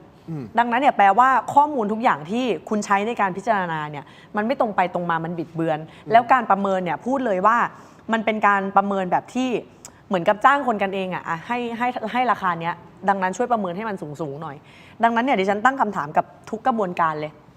รัฐมนตรีบอร์ดอนุต่างๆแล้วก็คนที่ประเมินแล้วก็คนที่เป็นนายหน้าที่เกี่ยวกับขบวนการนี้ทั้งหมดอะแต่ละคนจะต้องรับผิดชอบยังไงนะคะแต่ตอนนี้ผลสอบมันออกมาแล้วมันวางอยู่บนโต๊ะรัฐมนตรีแล้วและมีการตั้งคณะกรรมการสืบสวนสอบสวนเพื่อหาผู้กระทำผิดในกระทรวงแรงงานแล้วคืองี้นะมันต้องตั้งคณะกรรมการเพื่อสอบความจริงก่อนแล้วค่อยไปตั้งคณะกรรมการในการลงโทษกระบวนการราชการช้ามากนะคะแต่ตอนนี้เนี่ยท่านตีนุชนั่งเป็นรัฐมนตรีมา4 เดือนแล้วไอการตั้งคณะกรรมการเนี่ยจริงๆท่านเข้ามาวันแรกท่านสามารถหาปลัดมานั่งเป็นหัวโต๊ะแล้วก็สอบได้เลยแล้วถ้าท่านสอบตั้งแต่3 เดือนที่แล้ว4 เดือนที่แล้วนะป่านนี้วันนี้ได้รู้ความจริงแล้วว่าใครเกี่ยวข้องแล้วเราจะต้องโดนลงโทษใครแต่วันยังไม่มีหรอวันนั้นจนถึงวันนี้เนี่ยกระบวนการความคืบหน้าในตึกสกายไนน์เนี่ยยังไม่ไปไหนเลยแต่มีปลัดโดนเด้งไป1 คนนะโดนเด้งจากไอ้ผลสอบรอบแรกเนี่ยโดนไปแล้ว1 คนแต่ใครจะติดคุกใครจะต้องโดนยึดทรัพย์ใครจะต้องโดนลงโทษยังไงขึ้นอยู่กับคณะกรรมการนี้ที่คุณตีนุชต้องสั่งนายกรัฐมนตรีต้องสั่งต้องหาปลัดมานั่งเป็นหัวโต๊ะแล้วสอบให้ได้ซึ่งยังไม่มียังไม่คืบหน้าอะไรเลยแล้วที่คุณสุชาติชมกลิ่นฟ้องคุณไอซ์ก็ยังตอนนี้ก็คือเดินหน้าฟ้องค่ะศาลรับไต่แล้วเดี๋ยวก็ไปสืบกันต่อ นี่คือความคืบหน้าของตึกนี้ ตึกสกายไนน์ ที่ผมก็สงสัยเหมือนกันว่าตอนนั้นเป็นข่าวใหญ่โตนะแล้วตกลงความคืบหน้ามันเป็นยังไง แบบถ้าผมจะแชร์ เชิญฮะอาจารย์จักร แชร์เรื่องสกายไนแน่นอนครับ อย่างที่คุณไอซ์บอกมากระบวนการโอนนี้เรื่องการหาคนผิดและการชดใช้การเสียหายเนี่ยมันยังไม่เสร็จสิ้น แต่ว่าในฐานะบอร์ดฝั่งผู้ประกันตนนะครับเราก็ได้มีการผลักดันให้มีการตั้งอนุกรรมการเพื่อร่างระเบียบบริหารความเสี่ยงแบบใหม่ เพราะว่าพอเรื่องสกายไนแดงขึ้นมาเนี่ยเราเนี่ยได้มีบันทึกข้อความให้ชะลอการลงทุนในสินทรัพย์นอกตลาดไปก่อน จนกว่ากรอบการบริหารความเสี่ยงอันใหม่จะเสร็จซึ่งอันเนี้ยเพิ่งเสร็จไปเมื่อประมาณ2 เดือนที่แล้ว เพราะฉะนั้นความหมายของมันคืออะไร ถ้าไม่มีกรอบการบริหารความเสี่ยงใหม่ เราสามารถเกิดตึกสกายใน2 3 4 5 ได้ แล้วก็จะทำให้ศูนย์เงินเนี่ยเป็นหลักแสนล้านได้เลยทำไมผมใช้คำนี้เหตุผลง่าย ๆ ก็คือว่าเวลาคุณไปซื้อตึกเนี่ยมันไม่เหมือนซื้อหุ้น เวลาซื้อหุ้นเนี่ยมันมีการโชว์มูลค่าเรียลไทม์เวลาที่คุณไปซื้อตึกเนี่ยทิ้งไว้10 ปี 20 ปีบางทีคุณไม่ทราบว่ามูลค่ามันหายไปขนาดไหนมันเสื่อมมันมีอะไรของมัน ใช่ เพราะฉะนั้นถ้ามีตึกผมใช้คำว่าสินทรัพย์ที่เน่าและไม่ได้คุณภาพไหลเข้ามาในกรอบวงเงินนับแสนล้านเนี่ยอันนี้แหละครับคือภัยคุกคามต่อเสถียรภาพของกองทุน แต่ว่าตอนนี้เราสามารถพอสตัวนี้ได้แล้วก็เดินหน้าสู่การลงทุนที่มันถูกต้องตามหลักสากลอันนี้พูดตามตรงผมก็ต้องให้เครดิตสสที่ทำเรื่องนี้ ผมอยากบอกว่าเรื่องนี้เราเปิดเผยในเพจของทีมประกันสังคมก้าวหน้ามาตั้งแต่ปี 67 นะครับตอนที่เรารับเข้าสู่ตำแหน่งและเราไม่ต้องมีใบเซอร์ติฟิเคตนะครับว่าใครอยากที่จะมาเปิดเผยตัวนี้คุณต้องใส่เสื้อสีส้มอะไรเข้ามาทุกคนสามารถหยิบเข้ามาทำได้ แต่ว่าไม่มีคนทำอันนี้คือ to be fair นะครับ to be fair กับคุณไอซ์ไม่ได้ว่าเป็นข้อมูลลับที่เราส่งให้กันต่างๆ เป็นข้อมูลอยู่ในเพจนะครับเพราะฉะนั้นนี่คือความคืบหน้าว่าเราสามารถหยุดการลงทุนที่ไม่ได้มาตรฐานมูลค่านับแสนล้านได้ มันก็เลยเกิดคำถามอย่างที่คุณไอซ์ตั้งข้อสังเกตเหมือนกันนะครับเคยบอกว่ารัฐมนตรีว่าการกระทรวงแรงงานที่ผ่านมาย้อนหลังไปนะเรามีใช่ไหมฮะเอาขึ้นมาหน้าจอหน่อยนะครับ10 คนล้วนมาจากพรรคการเมืองที่มีเครือข่ายผลประโยชน์ทับซ้อนนี่คุณไอซ์เคยตั้งข้อสังเกตตรงนี้ทำให้ไม่มีใครกล้าเข้ามาปราบปรามอย่างจริงจังคุณผู้ชมนะข้าราชการระดับสูงเองกลุ่มอิทธิพลในกระทรวงแรงงานและประกันสังคมเอง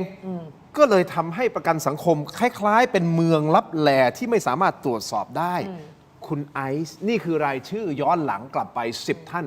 มีใครกันบ้างคุณผู้ชมดูหน้าจอได้เลยนะฮะยกตัวอย่างเช่นนะครับมีตั้งแต่ท่านพลเอกสุรศักดิ์กาญจนรัตน์นะฮะตั้งแต่ปี 57 นะฮะแล้วก็ไล่ขึ้นมาเรื่อยๆคุณผู้ชมครับนะพลเอกสิริชัยดิษฐกุลนะฮะแล้วก็พลตำรวจเอกอดุลแสงสิงแก้วนะครับแล้วก็นั่นแหละฮะหม่อมราชวงศ์จตุมงคลเราใจตรงกันมากเลยนะ เพราะว่าวันนี้ดิฉันน่ะกำลังจะเปิดรายชื่อรัฐมนตรีย้อนหลัง 20 ปีว่าใครอ่ะ 20 ปี ว่าใครอ่ะ อันนี้เราทำให้10 ปี อยู่ในประกันสังคมมาบ้าง 20 ปีจะเห็นอะไรสนุก ใช่จะเห็นอะไรสนุกเยอะ เพราะว่าในช่วงยุคคสชเนี่ยก็คือเอาทหารมาตั้งเลย เพราะว่าคือเราจะพูดอย่างนี้ว่าหลายๆคนถามไงว่าทำไมประกันสังคมเนี่ยมันมีปัญหาไอ้เรื่องการลงทุนที่เราเห็นเนี่ยมันไม่ได้เพิ่งมาเกิดยุคที่ทีมประกันสังคมก้าวหน้าอยู่นะแต่พอทีมประกันสังคมก้าวหน้าเข้ามาเนี่ยเขาเอาข้อมูลออกมาเปิดเผยถึงทำให้เราได้เห็นถึงความไม่ชอบมาพากลต่างๆทุกคนตั้งคำถามหมดว่าทำไมที่ผ่านมาไม่เคยมีใครทำเรื่องประกันสังคมเลยคำตอบมันก็ง่ายมากค่ะท่านก็ลองไปดูพรรคการเมืองที่คนเหล่านี้สังกัดอยู่สิว่าเขาอยู่สังกัดพรรคการเมืองไหนเป็นรัฐมนตรีในยุคของรัฐบาลใครเป็นนายกมาจากพรรคไหนแล้วท่านก็จะได้คำตอบทั้งหมดว่าก็ทุกคนเป็นพวกเดียวกันหมดเลยทุกคนเป็นพวกเดียวกันหมดเราจะจัดการพวกพ้องตัวเองยังไงอะถ้าฉันจัดการเธอก็จัดการฉันสิมันก็มีเป็นวัวสันหลังวะเหมือนกันหมดนั่นแหละดังนั้นมันเลยประกันสังคมมันเลยเหมือนกับถูกทอดทิ้งมาตลอดหลาย10 ปีคือจริงๆไม่ได้ทอดทิ้งนะมันเป็นกระทรวงจะเรียกได้ว่าเกรด A ด้วยเพราะว่ามันมีไอกองทุนประกันสังคมนี่แหละแล้วก็มีเงินประมาณ 5,000 ถึง 7,000 ล้านเนี่ยจริงๆคือแคป 20,000อ่ะที่สามารถจะเอามาทำโครงการอะไรก็ได้อ่ะคุณจะฝากโครงการอะไรอ่ะเอาเข้ามาสิฉัน 30%แต่ตอนนี้น่าจะ 40 เนาะอุ้ยอย่างนั้นเลยเหรอโครงการบางโครงการมันอาจจะไม่ได้ไม่ได้ออกมาเป็นวัตถุผมยกตัวอย่างเช่นโครงการ MA หรือว่าโครงการเมนเทนอะไรต่างๆเนี่ยมันเหมือนกับการซื้อประกันซื้อประกันซึ่งบางอย่างเนี่ย มันก็ไม่สามารถที่จะตรวจรับได้ ก็เป็นแค่ซื้อความอุ่นใจที่มันเกิดขึ้น อันนี้คือตัวอย่างนะครับ ว่าถ้ามันจะมีสิ่งที่มันผิดปกติ อาจจะเกิดขึ้นผ่านโครงการแบบนี้ แต่ถ้าอย่างนี้ถ้าเขาสามารถที่จะบอกว่าเฮ้ยไอ้สิ่งเหล่านี้เราทำเพื่อที่จะพัฒนาให้กับผู้ประกันตนให้กับประชาชนนะข้อที่2ไอ้เราการบริหารจัดการเงินของเรา2.8 แสนล้านเนี่ยใช่ไหมฮะ ครับ 2.8 แสนล้านเนี่ยเฮ้ยเราผลกำไรตอบแทนกลับมานี่ประมาณสักเกือบ 3% เลยนะถือว่าโอเคหรือเปล่า คือถ้าท่านอยากรู้ว่า 80,000 ล้านเยอะไหม 65% ที่มันเงินเป็นเงินท็อปอัพขึ้นมาเยอะไหมเนี่ยคือท่านอย่าไปตกใจหรือว่าตื่นเต้นกับตัวเลขนะคะเวลาที่เราจะดูว่าตัวเลขเนี่ยเยอะหรือไม่เยอะมันต้องดูแบบเทียบเวลาที่เราดูว่า 3% ตอบแทนเนี่ยเยอะหรือไม่ ก็ไปดูเทียบกับกองทุนของประเทศโลกที่เขาเจริญแล้ว ที่เขาดูแลผู้ประกันตนเขาได้เดือนละหลายหมื่นบาท มีเงินในกองทุนแบบมั่นคงเขาทำผลตอบแทนได้ประมาณ8-11% งั้นผมยกตัวอย่างมาเลเซียได้ไหมในทีมงาน มาเลเซีย ผมเอามาเลเซียยกตัวอย่างมาเลเซียให้เทียบให้เห็นเลยนะครับว่าประกันสังคมของเขาบริหารกองทุนของเขาออกมาเป็นอย่างไร มาเลเซีย 11% ใช่ไหมฮะ เบิก นี่ ออกมาใช้ได้ด้วย เป็นองค์กรอิสระ มี นี่ เนี่ยมืออาชีพมาบริหาร เปรียบเทียบให้เห็นแบบนี้นะครับนะโครงสร้างก็คือดูของไทยนี่คือดูแลโดยสำนักงานประกันสังคม ใช่ หน่วยงานเดียว แต่ของเขาเงินทดแทนดูแลโดยองค์การประกันสังคม กองทุนสำรองเลี้ยงชีพ ดูแลโดยกองทุน EPF หน่วยงานรัฐก็คือกระทรวงแรงงานใช่ไหมโมเดลบริหารเนาะของเขาเป็นองค์กรอิสระ ค่ะ นะครับขนาดกองทุนของเขานี่ใหญ่กว่าเรานี่หลายเท่านะของเขา11 ล้านล้านนะของเราตกประมาณสักเนี่ย2.9 ล้านล้าน คือคำว่าองค์กรอิสระของประเทศเราเนี่ยมัน ฮะ ภาพมันไม่ค่อยดีเท่าไหร่เนาะ อ๋อ แต่ว่าองค์กรอิสระของประเทศเขาเนี่ยมันคือว่าเวลาทำอะไรเนี่ยมันจะคล่องเวลาที่คุณจะคัดลอสหุ้นที่มันอย่างเช่นทียูโดมอย่างเงี้ยคือโอ้โหพอเห็นว่ากราฟมันร่วงปุ๊บคุณควรจะคัดลอสเพื่อไม่ให้ในอนาคตเนี่ยสูญเสียเพิ่มมากขึ้นใช่ไหมไอ้การเป็นองค์กรอิสระเอาเอกชนเข้ามาบริหารเนี่ยเขาจะตัดสินใจได้ทันท่วงทีเลย แต่พอคุณเอาข้าราชการเข้ามาบริหารเนี่ยสมมตินะวันไหนคุณขายหุ้นทียูโดมเนี่ยจะโดนถามและสังคมตั้งคำถามหรือว่าโดนข้าราชการระดับสูงๆตั้งคำถามเฮ้ยขายทำไมนี่แปลว่ายอมรับการขาดทุนใช่ไหมนู่นนี่นั่นเขาจะไม่อยากรับความเสี่ยงอะไรเลยเขาก็เลยจะปล่อยทิ้งเอาไว้แบบเนี้ยจนมันเน่าเละคาพอร์ต แต่เขาสามารถที่จะบริหารอะไรที่มันเป็นความเสี่ยงได้ถึง 40%นะ คืออันเนี้ย ถูกไหมฮะ แหละค่ะก็มันต้องบอกอย่าง คือ นี้ อธิบายคุณผู้ชมง่ายๆคือสมมติมีเงินอยู่100ใช่ไหม 40% ไปลงทุน เสี่ยงสูง 60%ได้ สามารถที่จะเป็นแบบเสี่ยงต่ำนึกออกป่ะเซฟเลยไปลงทุนซะ60 บาทถูกไหมอีก40 บาทนี่เขามีสิทธิ์ที่จะไปลงทุนอะไรที่มันมีความเสี่ยง อย่างเช่นทีรวมก็คือเป็นหนึ่งใน 40% ที่มีความเสี่ยง ดิฉันจะพูดอย่างนี้นะว่าเงินในกองทุนเนี่ยมันเยอะมากนะคะ 2.8 ล้านล้าน แล้วมันจะมีคนที่ใช้ช่องว่าง เวลาภาพมันเป็นสีขาวไปหมดเนี่ยนะคะ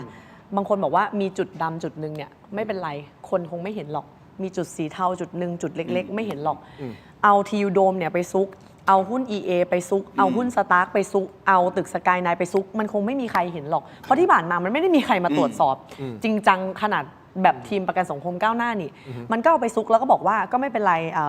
ทำกันปีละประมาณ10,000 ล้าน ก็ประมาณนี้เนาะแล้วก็อยู่กันมาแบบเนี้ยหลายสิบปีไม่มีใครเปิดแผลใครอ่ะทีนี้เขาก็จะบอกว่าเฮ้ยโหคือคุณจะมาดูทำไม EA ทำไมดูทียูโดมดูสตาร์กดูสกายไนท์ทำไมดิฉันต้องบอกอย่างนี้ว่าที่เราเปิดพวกเนี้ยไม่ใช่เพราะมันขาดทุน แต่เป็นการดิฉันตั้งคำถามว่ามันขาดทุนโดยตั้งใจหรือเปล่า คืออย่างไอ้หุ้น EA อย่างเงี้ยท่านไปอ่านข่าวย้อนหลังได้ เคยมีคนอภิปรายไม่ไว้วางใจรัฐมนตรี ครับ ไม่พูดชื่อแล้วกันเนาะก็คือไอ้หุ้น EA เนี้ยไปถือหุ้นของภรรยารัฐมนตรีนะคะ ดังนั้นเนี่ยดิฉันเลยตั้งคำถามว่ามันไม่ได้เป็นการแบบเสี่ยงเพื่อให้ได้ผลกำไร แต่มันเป็นการเสี่ยงโดยที่คุณบอกอ้างว่าเฮ้ยเสี่ยงได้ก็เลยเสี่ยง แต่คุณน่ะเสี่ยงเพื่อเอื้อประโยชน์ให้ใครคนใดคนหนึ่งหรือเปล่า อย่างไอ้ตึกสกายไนน์เนี่ยคือชัด แล้วถ้าเราไม่เปิดตึกสกายไนน์นะคะ ถ้าผู้ประกันตนไม่ตระหนักไม่รู้เรื่องตึกสกายไนน์เนี่ยท่านทราบไหมว่าก่อนที่เราจะเปิดตึกสกายไนน์เนี่ยถามอาจารย์จักรให้ยืนยันก็ได้ มันมีการที่จะชงระเบียบเข้ามาในการที่จะให้ลงทุนแบบตึกสกายไนน์ได้อีกอย่างน้อย10 ตึก แล้วถ้าเราไม่เปิดตึกสกายไนน์ อีก10ตึกก็ เข็นออกมาแน่นอน เป็นแบบนี้ เข็นออกมาแน่นอนดิฉันรับประกันได้เลย คนพวกนี้หน้าด้านค่ะ สะดุ้งนะฮะคุณผู้ชมเอางี้ฮะเดี๋ยวผมขอไปนิดนึงก่อนนะฮะอีกนิดเดียวของมาเลเซียที่เราเปรียบเทียบมาเลเซียวันนี้เรามี 2 หน้าใช่ไหมวันนี้หน้าแรกผ่านไปแล้วนะครับหน้าที่ 2 เดี๋ยวทีมงานเราขึ้นมาอีกทีนึงนะเพื่อที่จะเปรียบเทียบนะครับนี่ผลตอบแทนเฉลี่ยมากกว่า 6% ต่อปีนี่คือของมาเลเซียนะของไทยไม่ถึง 3% นะครับรูปแบบจ่ายคืนนะฮะของมาเลเซียเป็นระบบบัญชีรายบุคคลนะฮะส่งเท่าไหร่ได้คืนเท่านั้นบวกเงินปันผลของประเทศไทยคืออะไรระบบเงินรวมจ่ายเป็นบำนาญรายเดือนการถอนเงินครับของมาเลเซียถอนออกมาใช้ยามฉุกเฉินได้เช่นค่ารักษาโรคร้ายค่าเราเรียนต่างๆอะไรก็ว่าไปของไทยถอนออกมาใช้ก่อนไม่ได้นะครับหลังเกษียณของไทยคือรับบำนาญชราภาพเฉลี่ยเดือนละ 5,000 บาทแต่ของมาเลเซียเลือกรับเงินก้อนหรือรายเดือนก็ได้มีเงินสมทบสะสมในบัญชีขั้นต่ำเนี่ยประมาณสัก 1.8 ถึง 1.9 ล้านบาทต่อคนครับนี่คือเปรียบเทียบให้เห็นคร่าวๆหลักใหญ่ใจความระหว่างประเทศไทย ครับ และมาเลเซีย อาจารย์ครับอันนี้ผมให้ข้อมูลนิดนึงพอเวลาเราพูดถึงกองทุนบำนาญทั่วโลกเนี่ยจริง ๆ มันก็มีหลายแบบเอาแค่ของไทยเนาะกบขเนี่ยคือเป็นคล้ายๆกองทุนสำรองเลี้ยงชีพคือบัญชีส่วนบุคคลแบบในกรณีของมาเลเซียคือเงินใครเงินมันเงินใครเงินมันก็สะสมไว้มีส่วนของนายจ้างส่วนของรัฐมาท็อปอัพเสร็จแล้วก็เป็นเงินก้อนหรือไม่ก็เป็นเงินที่เฉลี่ยคืนจะเป็นลักษณะแบบนี้แต่ก็ต้องบอกว่าของมาเลเซียเนี่ยโอเคมันเป็นคนละประเภทอาจจะเปรียบเทียบไม่ได้ทั้งหมดแต่ว่าหัวใจใหญ่ของมันก็คือเขาก็เคยเกิดเรื่องอื้อฉาวนะครับมีเรื่องอื้อฉาวสแกนดัลเยอะมากมาเลเซียเคยเกิดขึ้นเกาหลีใต้เกิดขึ้นเมื่อ10 ปีที่แล้วคล้ายๆเราจังหวะนี้เลย2015 ที่เกาหลีใต้กับ2026 ที่ไทยเนี่ยบรรยากาศคล้ายกันงั้นตอนนั้นก็มีคนติดคุกนักการเมืองที่เกี่ยวข้องอะไรต่างๆทำให้เกาหลีใต้เขารีฟอร์มจากวันนั้นจนกระทั่งเติบโตมาถึงวันนี้จริงๆผมเพิ่งส่งลิงก์ของนอร์เวย์ให้ทางทีมงานเผื่อถ้าสะดวกขึ้นน่าสนใจมากเลยว่ากองทุนบำนาญนอร์เวย์เนี่ยโปร่งใสแล้วก็ผลตอบแทนดีที่สุดในโลกถ้าใครลองเข้าไปดูเซิร์ชกองทุนบำนาญนอร์เวย์ก็ได้เขาขึ้นเป็นอินเตอร์แอคทีฟเลยนะครับว่าเงินในกองทุนเนี่ยมันไปโตที่ไหนโตแบบรายเป็นวินาทีเลยคือให้ผู้ประกันตนได้เห็นชัดเจนให้เห็นชัดเจนไปลงทุนในไหนรู้สึกไม่พอใจก็สามารถที่จะยื่นขอเรฟเฟอเรนดัมยื่นถอดถอนอะไรต่างๆได้นี่คือรูปธรรมของการเปรียบเทียบครับครับผมอย่างนี้คุณผู้ชมครับผมเข้าใจว่าคุณไอซ์เนี่ยเดี๋ยวต้องพอดีมีภารกิจต่อแต่ผมขออีก2คำถามสั้นๆนิดเดียวนะฮะจะได้เคลียร์ตรงนี้ไป1เลยกำไร ค้างคากำนิดนึงกำไรอันนี้คือยังไงฮะกำไรได้มาอย่างไรจากใครยังไงเรื่องราวสตอรี่เป็นยังไงมีคนถามมาแล้วกำไรไปพะเยาเนาะหลายๆคนคงได้เห็นคลิปแล้วที่มีคุณพี่ที่ขายข้าวโพดเขาเอามาให้เขาบอกว่าเป็นของหลวงปู่อะไรไม่รู้สักอย่างหนึ่งคือดิฉันไม่ได้เชื่อเรื่องโชคลางอะไรนะแต่ว่าใส่ให้เพราะว่าคือถ้ามันจะมีพุทธคุณหรือว่ามันจะมีเป็นเครื่องรางได้จริงๆมันน่าจะเป็นความรู้สึกของคนให้มากกว่าที่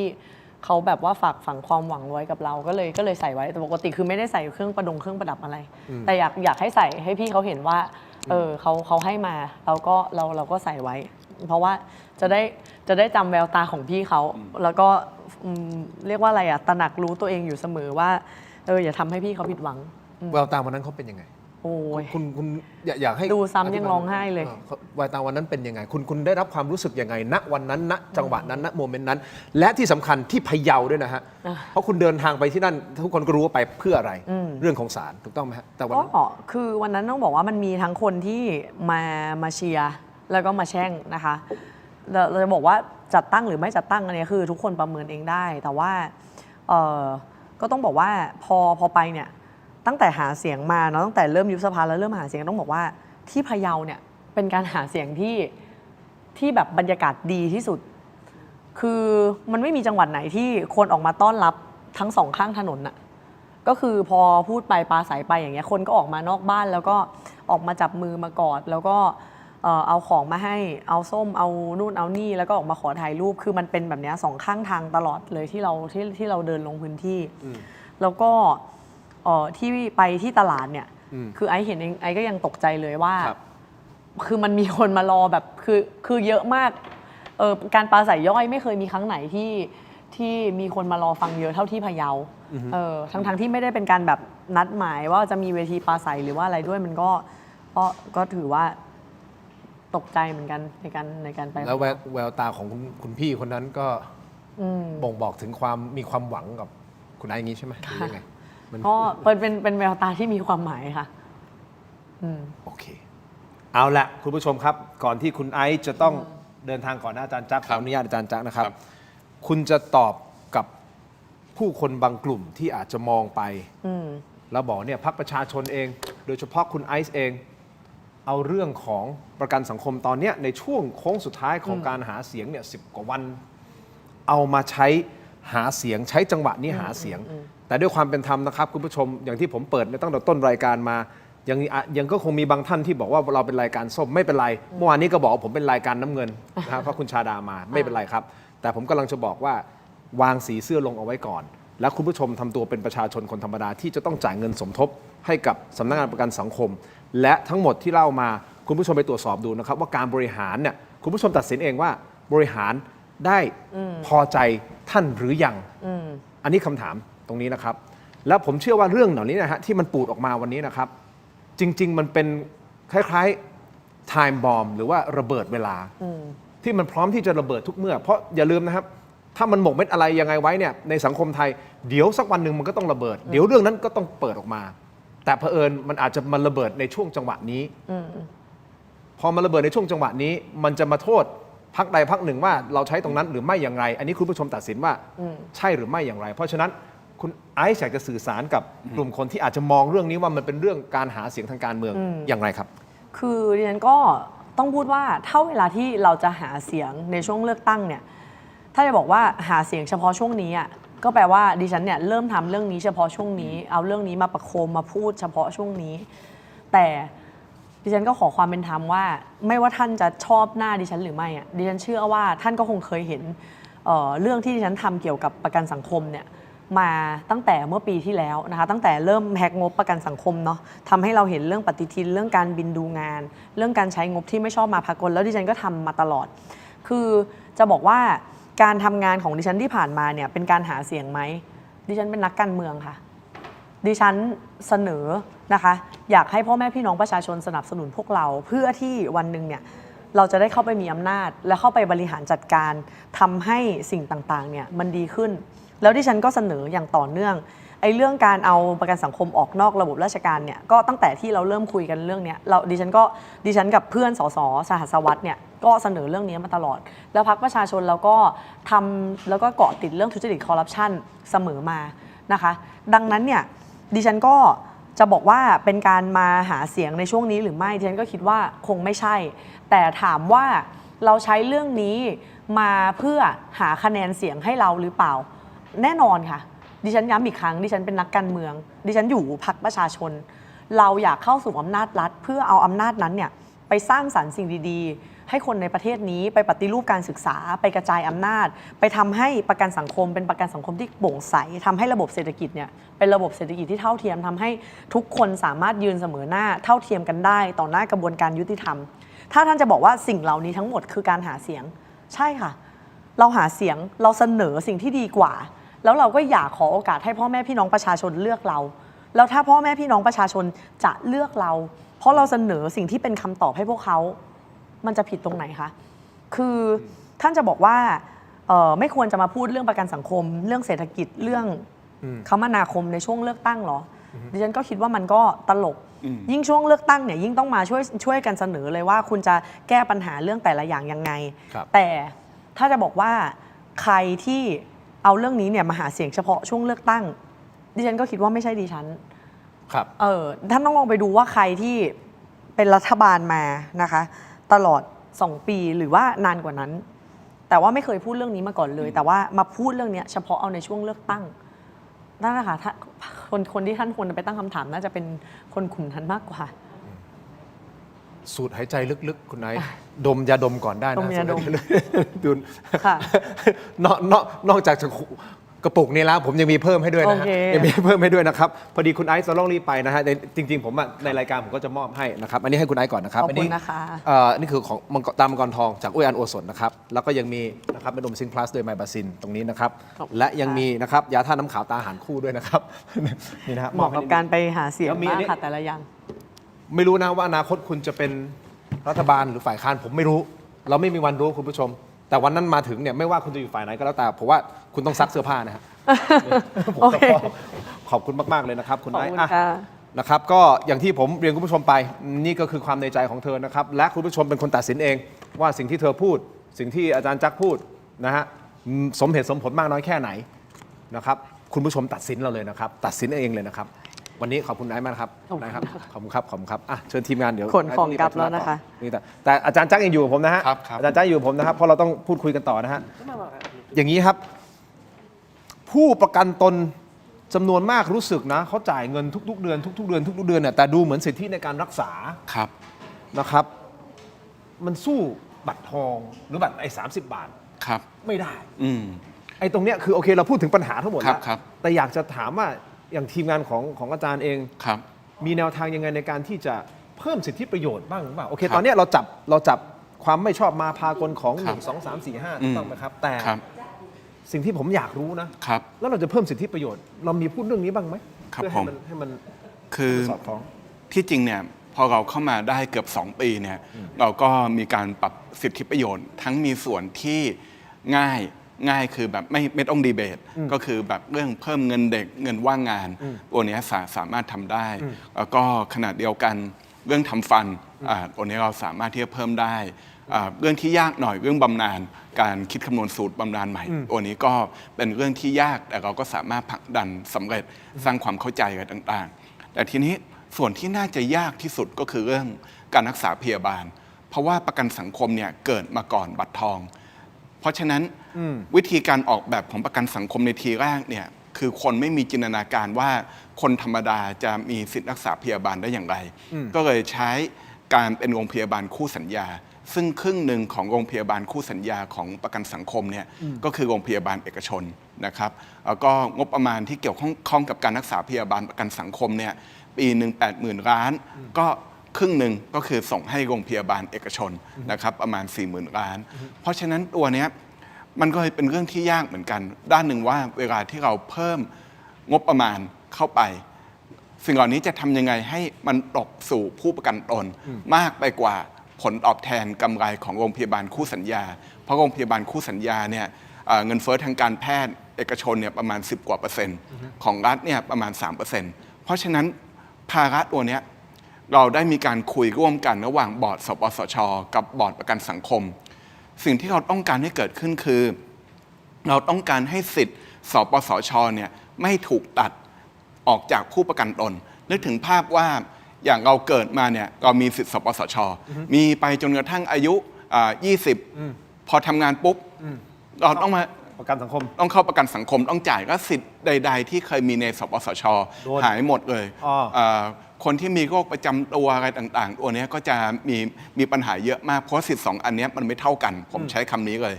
อย่างเช่นเอาแบบชัดเจนเลยว่า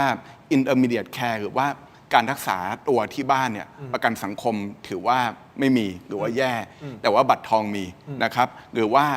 ผู้ป่วยวาระสุดท้ายรักษาตัวที่บ้านสปสช.มีประกันสังคมไม่มี เพราะฉะนั้นเนี่ยอันนี้คือเป็นภารกิจนายกนะภารกิจนายกก็คือการที่จะทำยังไงให้เพิ่มงบอีกหน่อยของสปสช.ประมาณ 40,000 ถึง 60,000 ล้านบาท ให้ผู้ประกันตนมีสิทธิสปสช.ทีนี้ของประกันสังคมเนี่ยเราก็จะสามารถเอามาท็อปอัพได้สามารถดีไซน์กันต่างๆได้อันไหนสปสช.ไม่มีก็เพิ่มเติมตามสัดส่วนที่ผู้ประกันตนเหมาะสมกับคนในวัยทำงานตัวนี้คือเป็นสิ่งที่เราอยากให้เกิดเพราะไม่งั้นสิ่งที่ทำได้ก็คือสปสช.มีตัวไหนออกมาประกันสังคมก็ตามพรบมาตรา10ของสปสช.ก็ไปไล่เพิ่มตาม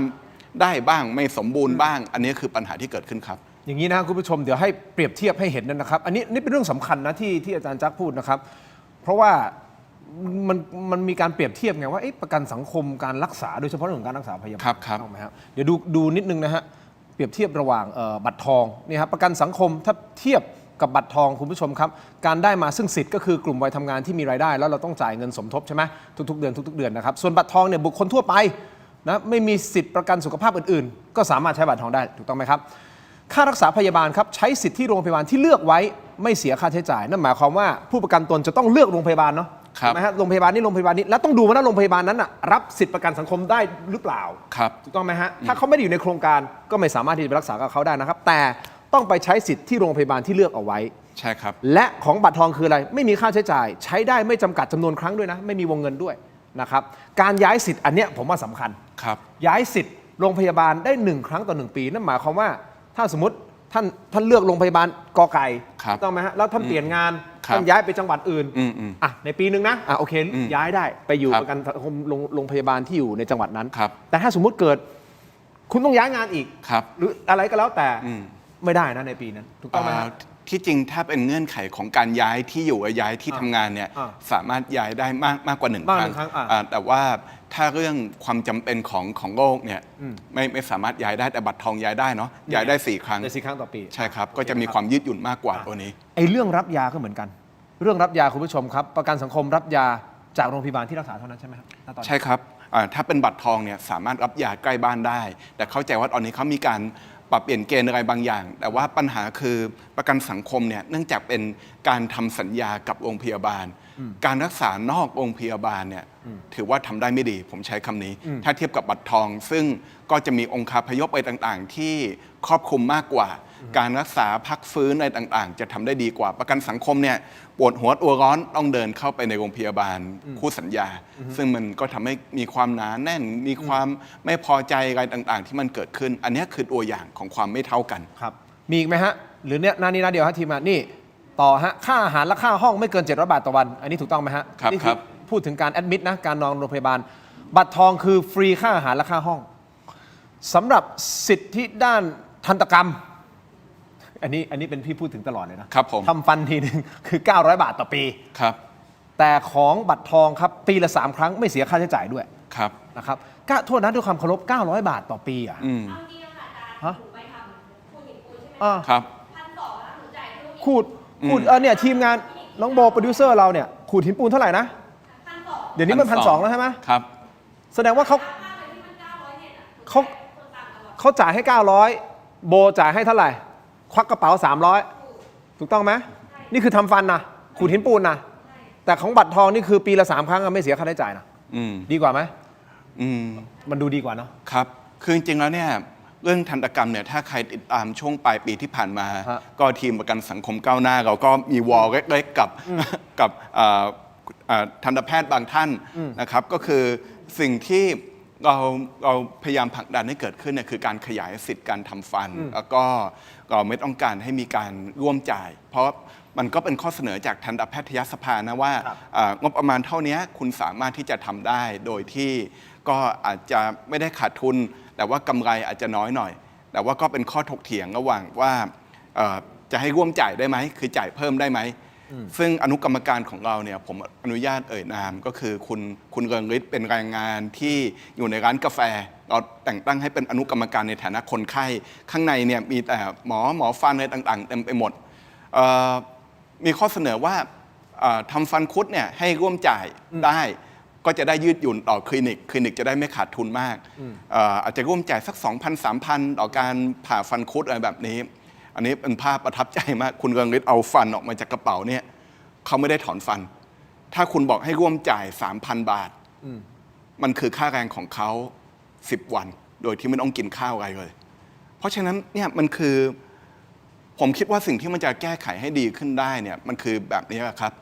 การทำให้สื่อมวลชนมาสนใจ การที่ทำให้ประชาชนมีส่วนร่วมฉายไฟไป ไม่งั้นทุกคนก็จะคิดแบบไม่มีผู้ประกันตนในสมการและไอ้เรื่องเสนอแค่เนี้ยกลับถูกเตะถ่วงไปถึงเดือนพฤษภาคม ทั้งที่ควรได้ใช้ตั้งแต่ตุลาคมแล้ว คุณผู้ชมอันนี้คือเรากำลังพูดคุยกันถึงสิทธิ์ของประชาชนผู้ประกันตนนะครับก็คือทุกคนนะฮะไม่ว่าคุณจะชอบพรรคไหน ชังพรรคไหน เชียร์ฝ่ายไหน ไม่เชียร์ฝ่ายไหน คุณคือผู้ที่จ่ายเงินให้กับสำนักงานประกันสังคม ทุกๆคนนะฮะที่จะต้องจ่ายถูกต้องไหมฮะหมายถึงว่าคนที่เป็นผู้ประกันตนนะค ครั รับบ ไม่ว่าจะเป็นมาตรา33มาตรา39มาตรา40อะไรก็แล้วแต่ถูกต้องไหมฮะเพราะฉะนั้นเนี่ยเรากำลังพูดถึงสิทธิของประชาชน พูดถึงผลประโยชน์ของประชาชน ท่านคิดเห็นอย่างไรเขียนเข้ามาได้นะครับเขียนเข้ามาได้นะฮะว่าสิ่งที่มันเกิดขึ้นณวันเนี้ยคุณเห็นว่าการบริหารจัดการของสำนักงานประกันสังคม มีประสิทธิภาพมากพอหรือไม่ เอาแค่ตรงนี้ก่อน ครับ ไม่ได้บอกว่ามันควรหรือไม่ควรเอาเป็นว่าเขามีประสิทธิภาพในการบริหารสำนักงานประกันสังคมได้ดีพอหรืออย่างในมุมของท่านนะครับ ผมไม่ได้ตัดสินไม่ได้ยืนยันด้วย ครับ เอาเข้ามาอีกทีหนึงได้ไหมครับผมยังไม่จบบัตรทองเมื่อกี้นี้เปรียบเทียบนิดนึงผมจะมีสัก 2-3 หัวข้อสั้นๆนิดเดียวนะครับใช้สิทธิ์ที่โรงพยาบาลที่เลือกไว้เท่านั้นนะฮะในการรักษามะเร็ง แต่ของบัตรทองรักษาโรงพยาบาลไหนก็ได้ทั่วประเทศ การคลอดบุตรอันเนี้ยโทษนะฮะคลอดบุตรวงเงิน 15,000 บาทต่อครั้งนี่คือของประกันสังคมนะของบัตรทองนี่คือไม่ต้องจ่ายเลยนะถ้าคลอดบุตร ครับ ครั้งละ 15,000 บาท ครับ 15,000 บาท คลอดบุตร อาจารย์จัก ก็ มัน ลูกสาวผมเนี่ยก็เพิ่งคลอดไม่เพิ่งละสองขวบละแต่ว่าตอนนั้นเนี่ยผมก็จำได้ในโมเมนต์นั้นคือต้องผ่าคลอด เพราะว่าเป็นคำวินิจฉัยของแพทย์เนาะว่ามีความจำเป็นต้องผ่าคลอดก็จ่ายไปประมาณ 5-6 หมื่นเนาะแล้วก็ 15,000เนี่ยใช้เวลาเบิกประมาณสัก 3 เดือนถึงจะได้รับอันนี้คือผมเนี่ยคนที่มีรายได้ประจำค่อนข้างมั่นคงยังรู้สึกว่าลำบากเลยนะครับตอนนี้สิ่งที่เราพยายามผลักดันก็คือ 1. ไม่ต้องสำรองจ่ายเกิดขึ้นและไม่ต้องมีค่าใช้จ่ายในกรณีเนี้ยก็คือถ้าเป็นบัตรทองคือใช้โรงพยาบาลรัฐบาลก็จะถือว่าไม่มีค่าใช้จ่ายผ่าคลอดได้ถ้ามีข้อวินิจฉัยถึงความจำเป็นแต่เนี่ยปัญหาใหญ่ก็คือจริงๆประกันสังคมไม่ได้มีความชำนาญเรื่องการรักษาพยาบาลเลยไม่มีความชำนาญด้านนี้จริงๆประกันสังคมฟังก์ชันเนี่ยคือบริษัทประกันของรัฐนะครับแต่ทีนี้พอต้องมาทำเรื่องการรักษาพยาบาลที่มันซับซ้อนมากขึ้นและสำนักแพทย์ของประกันสังคมไม่มีหมอประจำอยู่นะครับเป็นหมอที่ปรึกษาเอาซอร์สไปดังนั้นเนี่ยผมเลยเป็นข้อเสนอใหญ่ที่ฝากถึงรัฐบาลปฏิรูปประกันสังคมเรื่องหนึ่งละแต่เรื่องการรักษาพยาบาลเนี่ยการท็อปอัพสิทธิ์สปสช.ให้ทุกคนเลยใช้งบไม่เยอะเอง 50,000-60,000 ล้านเป็นเศษสตังค์ของงบประมาณรายจ่ายประจำปีนะครับจะแก้ไขปัญหาตัวนี้ได้เลยนะครับคนจะได้ไม่ต้องมาเถียงว่าประกันสังคมดีกว่าแย่กว่าเพราะไม่งั้นประกันสังคมก็แก้ได้ไม่จบนะครับก็ไปไล่ตามยิ่งเป็นระบบราชการแบบนี้ก็พอสปสช.เพิ่มทีนึงก็เอาเข้าบอร์ดขออันนี้เพิ่มตัวนี้แล้วก็เพิ่มเงินให้โรงพยาบาลคู่สัญญาทำได้ไม่ได้อีกเรื่องหนึ่งตัวนี้คือปัญหาที่เกิดขึ้นครับอีกอันหนึ่งคุณผู้ชมครับเงินชดเชยอื่นๆนะครับได้รับกรณีว่างานเกษียณเสียชีวิตนะครับอันนี้ก็คือประกันสังคมนะฮะส่วนของการบัตรทองไม่มีนะไม่มีเงินชดเชยอื่นอันนี้คือก็ต้องเทียบว่าคือคนละฟังก์ชันบัตรทองคือเรื่องสุขภาพแต่ว่าประกันสังคมเนี่ยจริงๆฟังก์ชันหลักคือเรื่องบำนาญกับว่างงานสุขภาพเนี่ยจริงๆแล้วพอมีสปสช.ขึ้นมาเนี่ยมันต้องเดินหน้าสู่การให้เป็นมาตรฐานเดียวกันแต่ก็ต้องเรียนว่าพอประกันสังคมมันใหญ่ขึ้นอย่างที่ผมบอกเนี่ยงบประมาณหลักแสนล้านนะเรื่องการรักษาพยาบาลงั้นไปสัมพันธ์กับโรงพยาบาลเอกชนอีกยากที่จะมาคุยกันในเมื่อทุกคนถือเงินก้อนใหญ่ขนาดนี้โอเคอาจารย์จ๊บผมถามไปตรงมาเลยคือมีความพยายามในการบอกว่าอันเนี้ยไม่ต้องให้ราชการบริหารละดึงออกมาเป็นเอกชนเลยผมคิดว่า ใช่ไหมมันมีการสื่อสารที่โอเคตรงนี้อยู่ภายใต้ระบบราชการเป็นปัญหาแต่ว่าผมอยากใช้คำในทางเทคนิคนิดนึงว่าสิ่งที่เราเสนอไม่ใช่ privatize คือให้ไปเป็นของเอกชนแต่ democratize ก็คือการทำให้เป็นของประชาชนยึดโยงกับประชาชนเรานึกถึงภาพโมเดลง่ายๆก็เหมือนธนาคารแห่งประเทศไทยธนาคารแห่งประเทศไทยเนี่ยก็เป็นอิสระจากกระทรวงการคลังแต่ว่ามีส่วนที่เกี่ยวข้องให้ข้อเสนอแนะอะไรต่างๆได้หรือแม้กระทั่งสื่อสาธารณะไทย PBS ได้รับภาษีจากรัฐบาลเอามาบริหารแต่ว่าสามารถนำเสนอประเด็นอะไรต่างๆที่อาจจะไม่ต้องเชียร์รัฐบาลอย่างเดียวก็ได้ไม่จำเป็นต้องเสนอในสิ่งที่ตลาดต้องการอย่างเดียวก็ได้เพราะฉะนั้นประกันสังคมตัวแบบที่เราเสนอเนี่ยมันก็จะเป็น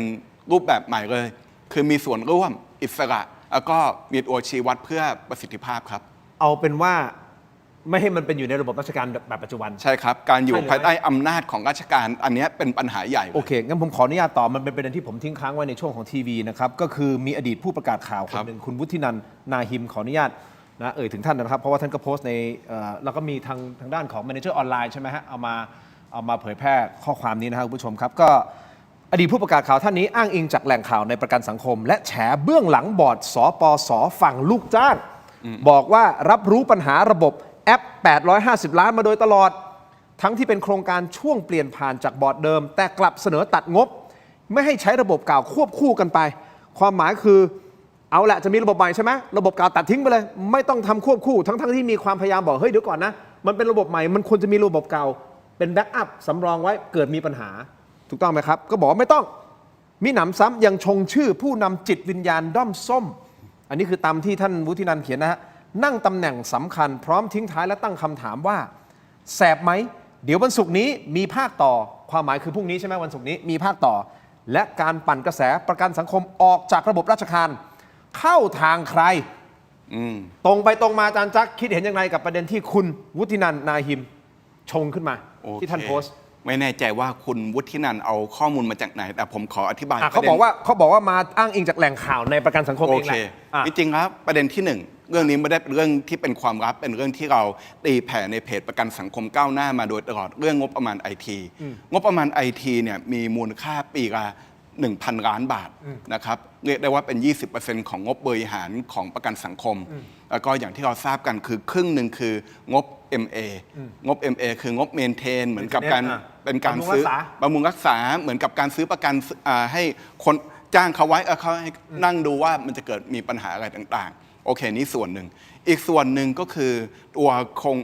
เป็นตัวโครงการระบบ IT ใหม่ที่เราเรียกกันว่าระบบ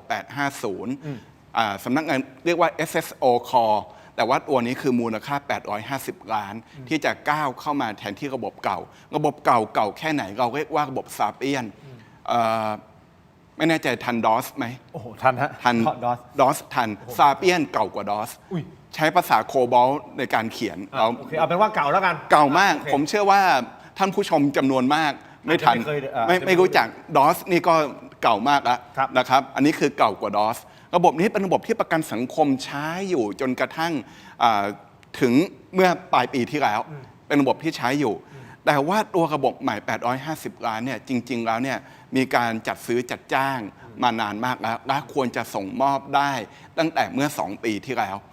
มันควรจะเสร็จสิ้นไปตั้งแต่ปี66นะครับแต่ว่ามันไม่จบเพราะเขาทำไม่เสร็จ850ล้านบาทเนี่ยคือจะเป็นการทำให้ระบบไอทีประกันสังคมเข้าสู่มาตรฐานที่มันควรจะเป็นนะครับแต่ว่าปัญหาถ้าใครติดตามข่าวคือมันมีการซับหรือเปล่ากระบวนการจัดซื้อจัดจ้างเป็นอย่างไรทำไมมันถึงล่าช้าขนาดนี้ค่าปรับวันละ 850,000 บาทยังไม่มีการปรับสักกระสตางค์เดียวเราจึงพยายามกระตุ้นให้โครงการนี้ส่งมอบสักทีเพราะถ้าคุณไม่ส่งมอบโครงการนี้สำนักงานจัดตั้งงบ MA หน้าจอดำโคบอลเนี่ยอีกปีละ200ล้านไปเรื่อยๆทั้งที่ระบบ850ล้านก็ลงทุนไปแล้วแต่คุณจะมีค่าเสียโอกาสอะไรต่างๆ200ล้านแล้วคุณก็ทำเหมือนกับไม่มีอะไรเกิดขึ้นฉันพร้อมจ่าย200ล้านแล้วไม่มีใครไปเร่งตัว850ล้านตัวนี้ให้เสร็จเพราะฉะนั้นจุดยืนของเราก็คือคุณต้องส่งมอบได้แล้วเรทมา2ปีทำไมคุณจะไม่ส่งนะครับค่าปรับวันละ850,000นั่นคือเรื่องของอันใหม่นี่คือของอันใหม่ทีนี้อันเก่าที่บอกไปยกเลิกอันเก่าทีนี้เราจึงพยายามให้มีกระบวนการไพลอตก่อนการพาราเรลการรันระบบคู่ขนานซึ่งมีระบบตัวนี้เป็นมติของอนุกรรมการไอทีไปดูในรายงานบันทึกการประชุมได้ว่าได้มีการพาราเรลรันระบบคู่ขนานไพลอตมาแล้วตั้งแต่ไตรมาสสุดท้ายของปี68คือทำคู่ขนานไปแล้วเพื่อให้ลองเป็นคู่ขนานทดสอบนี้ไปทดสอบไปแล้วทีนี้ผมต้องบอกว่าการบอกว่าถ้าไปเมนเทนระบบเก่าก็คือขอจ่ายอีก50ล้านขอจ่ายอีก50ล้านเพื่อเปิดหน้าจอดำๆเก่าๆไว้มันไม่ได้ทำให้จ่ายเงินได้นะครับไม่ได้ทำให้ระบบใหม่จ่ายเงินได้ระบบตัวนี้ไม่ลิงก์อะไรกับใครและพูดง่ายๆคือข้อมูลทุกอย่างถูกเอ็กซ์พอร์ตออกมาแล้วถูกเอ็กซ์พอร์ตออกมาข้าราชการประกันสังคมปริ้นเก็บไว้หรือว่าเอ็กซ์พอร์ตออกมาเป็นไฟล์อะไรต่างๆที่สามารถดูข้อมูลได้หมดแล้วฟังก์ชันของมันจึงมีเท่ากัน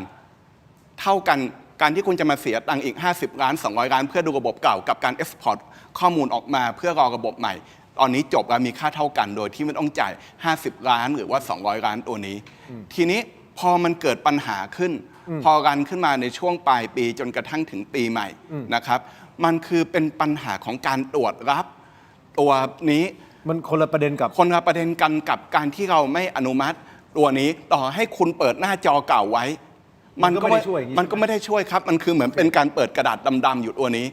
มันเคยมีเฟกนิวส์แบบนี้ซึ่งผมเนี่ยถามไปถึงท่านรัฐมนตรีตรีนุชแล้วก็เลขาธิการประกันสังคมคุณกาญจนา มีผู้ประกันตนจำนวนมากที่เขาไปแล้วบอกว่ามีปัญหาผู้ประกอบการไปติดต่อก็บอกว่ามีปัญหามีเจ้าหน้าที่บางกลุ่มบอกว่าอ๋อเป็นเพราะทีมประกันสังคมก้าวหน้าไปตัดงบตัวนี้เฮ้ยผมบอกไม่ใช่นี่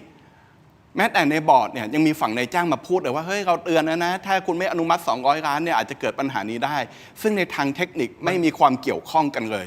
ไม่มีความเกี่ยวข้องนี่คือคำชี้แจงผม เพื่อให้คุณผู้ชมได้เข้าใจ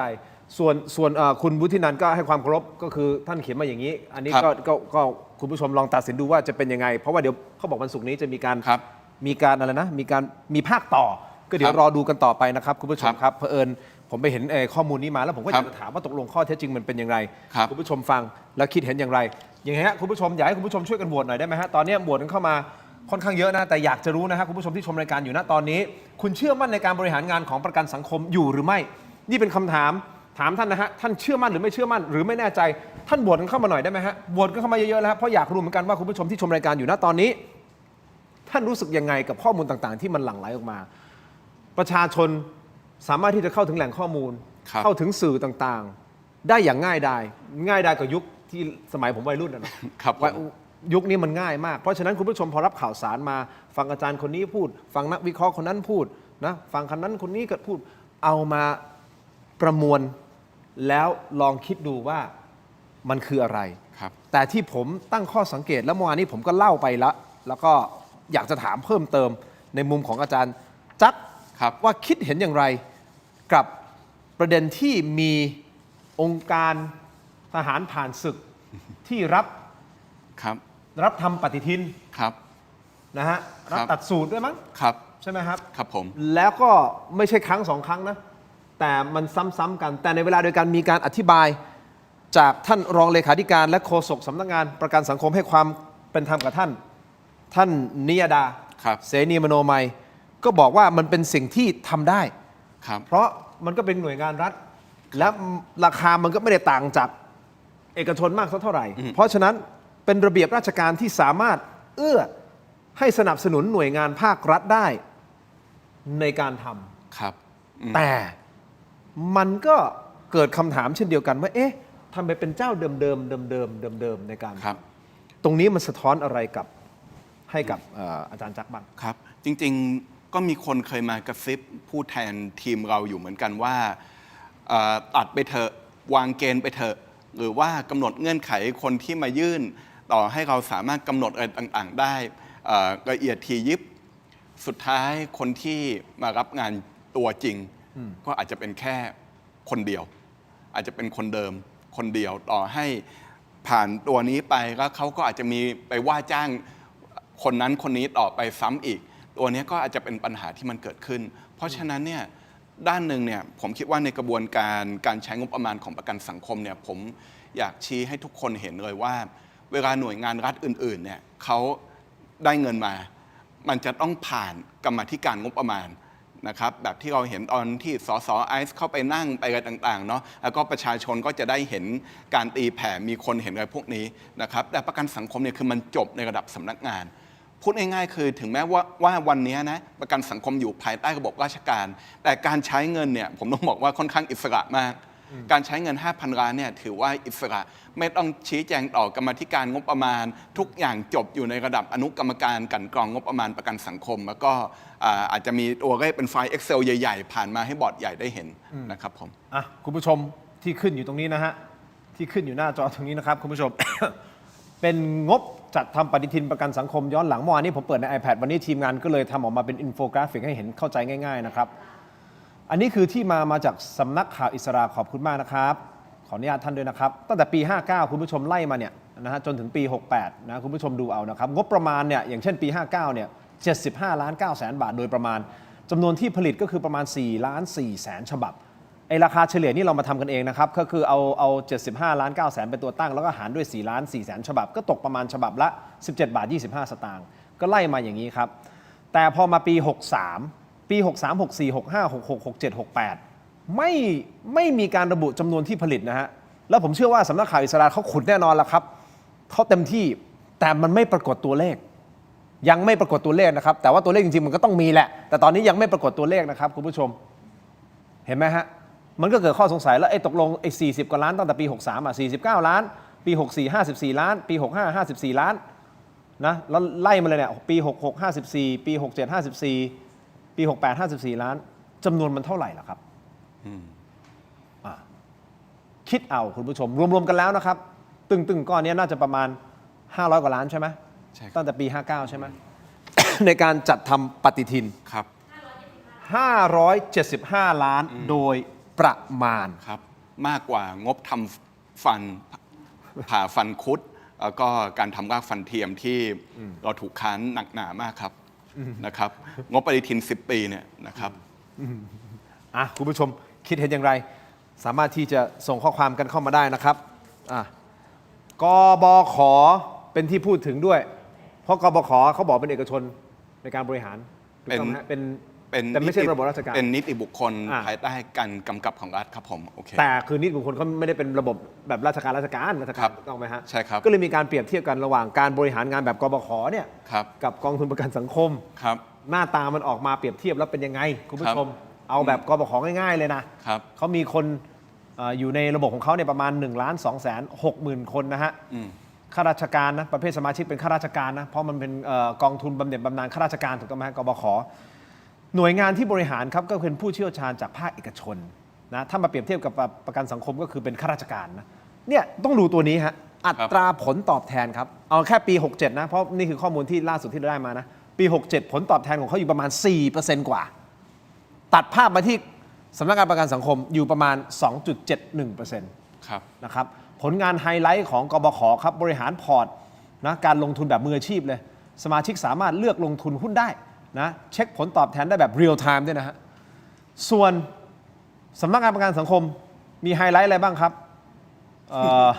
จะเรียกว่าไฮไลท์หรือว่าเป็นข่าวณตอนนี้ผมไม่แน่ใจทีมงานของผมก็เข้าใจใส่นะน่ารักมากเป็นไฮไลท์ก็คุณผู้ชมตีความมาเองแล้วกันนะฮะซื้อตึกสกายไนน์ตัดสูตร 7,000 ชุดทำปฏิทินนั่งเฟิร์สคลาสดูงานต่างประเทศทำเว็บแอปกว่า 2,000 ล้านบาทครับเอายาดมมาดม เอาลูกอมมาอมจริงในระบบบำนาญของข้าราชการผมให้ข้อมูลเพิ่มมันจะมี2 ส่วนเนาะคือเป็นส่วนที่กรมบัญชีกลางจ่ายอันนี้คือจ่ายตามฐานเงินเดือนของแต่ละคนที่ได้ส่วนกบขเนี่ยเหมือนกับเป็นเงินท็อปอัพของพวกเขาซึ่งก็จะเหมือนกองทุนสำรองเลี้ยงชีพเพราะฉะนั้นเนี่ยลักษณะการบริหารในต่างๆก็จะทำให้สมาชิกสามารถที่เลือกได้เหมือนเราทำงานบริษัทอย่างผมอยู่ธรรมศาสตร์เนี่ยเราก็เลือกได้ว่าจะลงทุนหุ้นกี่เปอร์เซ็นต์อะไรแบบนี้ก็จะเป็นลักษณะแบบนี้ครับของกบขแต่ว่าถ้าผมจะย้ำก็คือทำไมกบขเนี่ยมันดูไม่อื้อฉาวเท่าประกันสังคมก็ง่ายๆเลยเพราะว่าคนที่บริหารกบขกับคนที่ใช้กบขนี่คือคนเดียวกันนะครับก็คือถ้ามันแย่เขาก็เสียประโยชน์เพราะเขาเป็นคนที่ต้องได้รับบำนาญจากตัวกองทุนตัวนี้แต่ประกันสังคมไม่ใช่หัวในการบริหารเป็นข้าราชการ 48 49 40คนพวกนี้ได้บำนาญกันที 50,000 60,000แต่ผู้ประกันตนอย่างผมเนี่ยผมเป็นพนักงานมหาวิทยาลัยธรรมศาสตร์ได้บำนาญแค่จากประกันสังคมเต็มที่ตอนนี้ประมาณ 6,000-7,000 บาทเพราะฉะนั้นความรู้สึกต่างกันของคนที่เข้าไปเกี่ยวพันนะครับอันนี้คือเป็นตัวอย่างว่าทำไมมันถึงต่างกันเอาแค่เรื่องความอื้อฉาวว่ากันเอาแค่เรื่องความอื้อฉาวกับความระมัดระวังของการใช้งบประมาณในการลงทุนความแตกต่างมันคือตรงนี้ครับมีคุณผู้ชมคอมเมนต์เข้ามาบอกว่ายาดมไม่พอต้องถังออกซิเจนนะฮะ ขนาดนั้นเลยอย่างนี้คุณผู้ชมประชาชนหาเช้ากินค่ำนะฮะส่งเงินให้กับสำนักงานประกันสังคมถูกต้องไหมครับด้วยความคาดหวังอะไรครับว่าคนที่ได้รับเงินเราไปสำนักงานได้รับเงินเราไปเขาจะบริหารเงินของเราให้มันงอกเงยให้กับเราในอนาคตเราอาจจะไม่มีความเชี่ยวชาญมากพอในการบริหารถูกต้องไหมฮะเราก็มอบความไว้วางใจให้กับผู้ที่มีความเชี่ยวชาญในการบริหารส่วนคุณผู้ชมคิดว่าการบริหารของสำนักงานประกันสังคมที่ผ่านมาตั้งแต่อดีตจนถึงปัจจุบันดีเพียงพอมีประสิทธิภาพเพียงพอหรือไม่คุณผู้ชมตัดสินไม่ได้ชี้นำแต่นำเสนอคุณผู้ชมสามารถที่จะสะท้อนผ่านคอมเมนต์เข้ามาได้และสะท้อนผ่านการโหวตของเรานะครับโหวตอย่างต่อเนื่องแต่ขออนุญาตฮะขอมอบ อ๋อ ให้กับอาจารย์จ๊ะนะ อ๋อ ครับ ครับขอบคุณมากครับผม อาจารย์จ๊ะฮะคุยกันมานานขอขอบคุณผลิตภัณฑ์ไมบาซินนะฮะก็คือเม็ดอมซิงค์พลัสผลิตภัณฑ์ไมบาซินจาก Greater Pharma มี 3 สูตรที่มีคุณประโยชน์จากวิตามินหลากหลายชนิดครับเม็ดอมซิงค์พลัสวิตามินซีและโคคิเทนกลิ่นองุ่นมะนาวเม็ดอมซิงค์พลัสลูทีนและบิวเบอรี่กลิ่นแบล็คเคอร์เรนต์เม็ดอมซิงค์พลัสเบต้ากลูแคนกลิ่นสตรอเบอรี่นะครับซิงค์มีส่วนช่วยในการทำหน้าที่ของระบบภูมิคุ้มกันและกระบวนการต่อต้านอนุมูลอิสระถ้าเจ็บคอไอหรืออยากเสริมภูมิคุ้มกันนะครับเลือกไมบาซินจาก Greater Pharma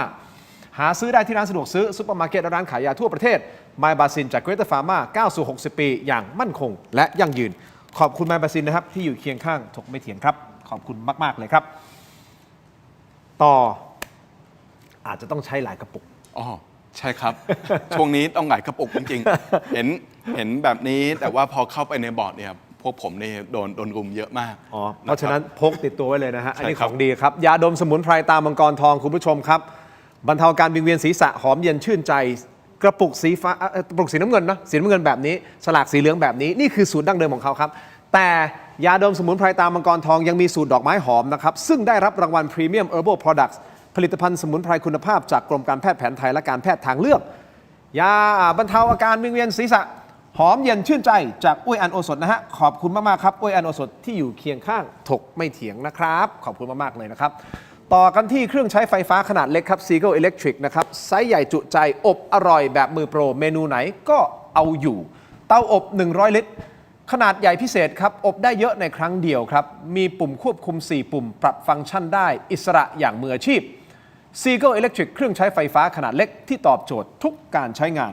ขอบคุณมากๆครับ Seagull Electric เครื่องใช้ไฟฟ้าขนาดเล็กที่อยู่เคียงข้างถกไม่เถียงนะครับต่อกันที่ อันนี้อมเสร็จแล้วนะพอดมต่อ ครับ ดมแล้วอาจจะต้อง ผมดมครับ แล้วก็ยาธาตุน้ำขาว โอ้ครับผมขอบคุณมากครับ ยาธาตุน้ำขาว 49 บาทฝาสีฟ้าตราหารคู่นะครับมาตรฐานสากลหาซื้อง่ายตามร้านขายยาแผนปัจจุบันทั่วไป ราคาเพียง 49 บาทเข้าถึงง่ายจาก HK Pharmaceutical นะครับอันนี้คือยาธาตุน้ำขาวนะครับที่แก้ท้องอืดท้องเฟ้อรักษาลำไส้อักเสบฆ่าเชื้อโรคในลำไส้ได้นะครับขอบคุณมากๆครับยาธาตุน้ำขาว 49 บาทฝาสีฟ้าตราหารคู่นะครับขอบคุณมากๆครับที่อยู่เคียงข้างถกไม่เถียงนะครับนี่ของดีฮะลองดูฮะมาตรฐานสากลบอกได้เลยยาธาตุน้ำขาว 49 บาทเท่านั้นเข้าถึงง่ายจริงๆครับยาธาตุน้ำขาวครับต่อกันที่ BrainTech Tri-Screen นะครับอันนี้คือจอเสริมสุดล้ำนะครับที่สามารถทำงานพร้อมกันได้ถึง 4 หน้าจอในเวลาเดียวกันนะครับคุณผู้ชมเชื่อมต่อง่ายครับด้วยความคมชัดระดับ Full HD เสียบสาย USB Type C ก็ใช้งานได้ทันทีครับน้ำหนักเบาด้วยพกพาสะดวกถ้าท่านสนใจนะฮะกดเข้าไปที่หน้า Facebook Tero Digital นะครับพอเข้าไปเสร็จปุ๊บอุ้ยดูแล้วสเปคดีมีขนาด 14 นิ้วกับ 16 นิ้วอยากซื้ออย่าลืมครับตอนสั่งซื้อให้ใส่โค้ด Let's Play AI Let's Play AI รับส่วนลดทันที 2,000 บาทนะฮะ Let's Play AI ลดไปเลยนะฮะ 2,000 บาทครับ2ขนาดให้เลือกด้วยกันที่อยู่ในจอนะตรงนี้ที่จอที่อยู่หน้าจอโทรทัศน์คุณผู้ชมนี่นะฮะหรือหน้าจอมือถือเนี่ยอันนี้คือไซส์ 14 นิ้วที่เราใช้ในรายการ 16 นิ้วก็จะมีเพิ่มความเมามันภาคยิ่งขึ้น โอ้ครับ สำหรับเกมเมอร์นะฮะคุณผู้ชมสำหรับบริษัทสะดวกสะอาดปลอดภัยจำกัดนะครับเขาคือผู้ผลิตผงซักฟอกไทยแท้เลยนะครับที่อยู่เบื้องหลังแบรนด์สินค้าคุณภาพในร้านค้าชั้นนำมากมายไม่ว่าจะเป็นแบรนด์คุ้มค่าแบรนด์ Clean Action ของ 7-Eleven และ Lotus นะครับยังมีแบรนด์แชมป์ของ CJ Express แบรนด์ Clean D ของ Big C ครับและยังมีก้อนดับกลิ่นโถปัสสาวะชายแบรนด์ Apps ดีไซน์สวยห้องน้ำหอมนะครับถ้าคุณสนใจสั่งซื้อหรืออยากผลิตผงซักฟอกในแบรนด์ของตัวเองติดต่อได้ทุกช่องทางครับที่ชื่อว่า Thai Detergent นะครับเดี๋ยวเราจะมี QR Code ขึ้นหน้าจอขอบคุณมากๆเลยนะครับ Thai Detergent นี่คือ QR Code หน้าจอส่วนอาจารย์จักรเราก็จะมอบผงซักฟอกให้อาจารย์จักรไปซักอย่างเมามันฮะ ครับ ขอบคุณ ขอบคุณ มาก มากครับ ขอบคุณมากครับ ครบถ้วนสมบูรณ์ใช่ไหมทีมงานมีอีกเหรอ โอเค โทษนะฮะ คุณผู้ชมอ๋อโอเค อย่างนี้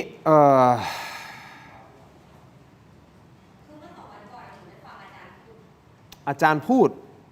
เมื่อ2 วันก่อนอาจารย์พูดว่าอาจารย์ยอมรับตรงๆว่ารู้จักกับคุณธนาธรและได้มองเห็นถึงมองตั้งแต่แรกตั้งแต่มีการก่อตั้งพรรคอนาคตใหม่ใช่ไหม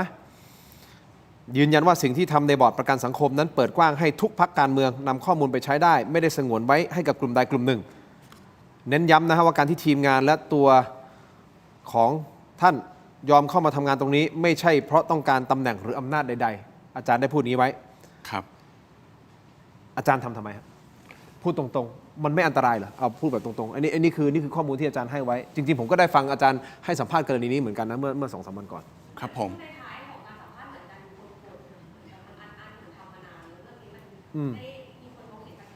ใช่ครับ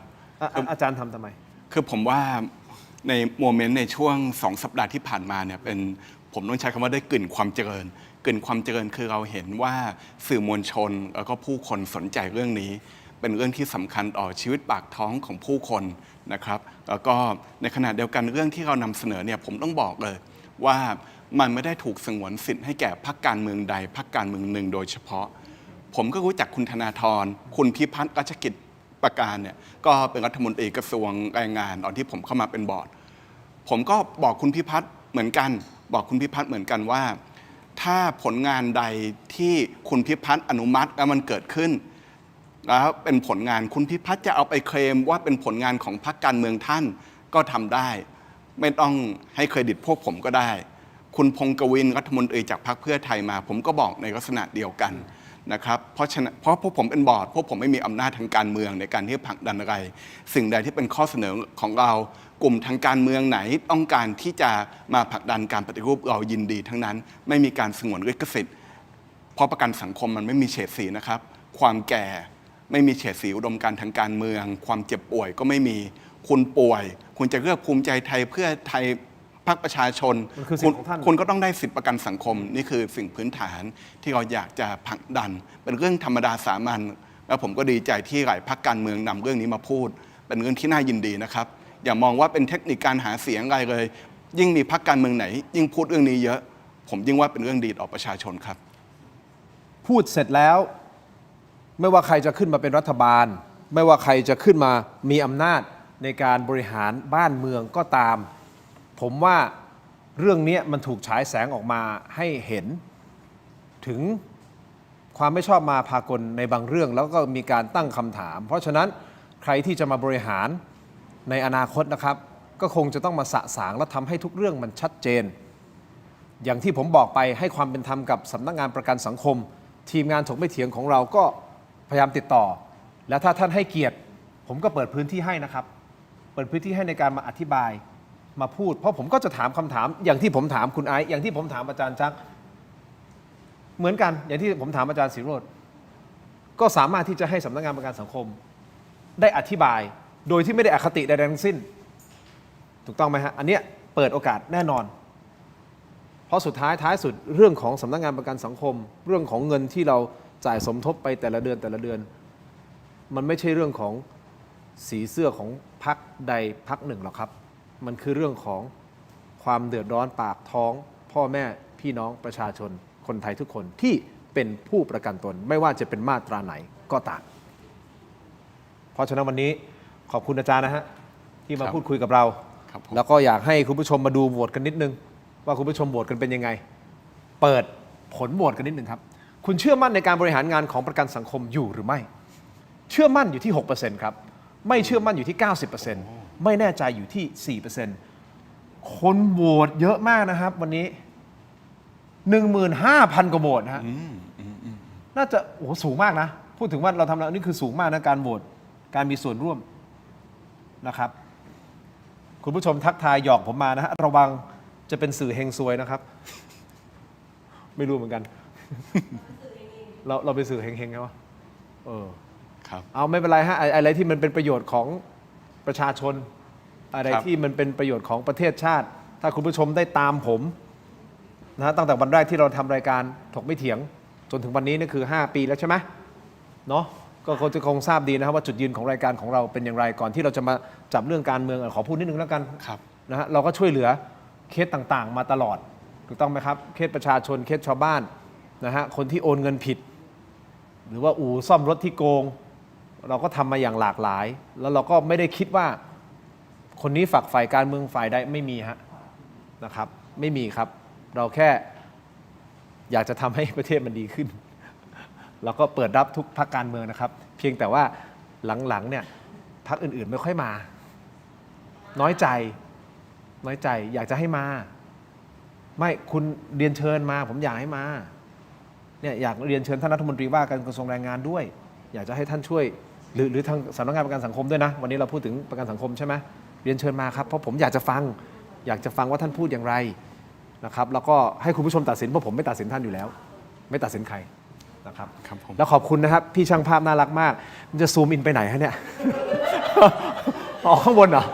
ข้างบนซูมอ๋อแหม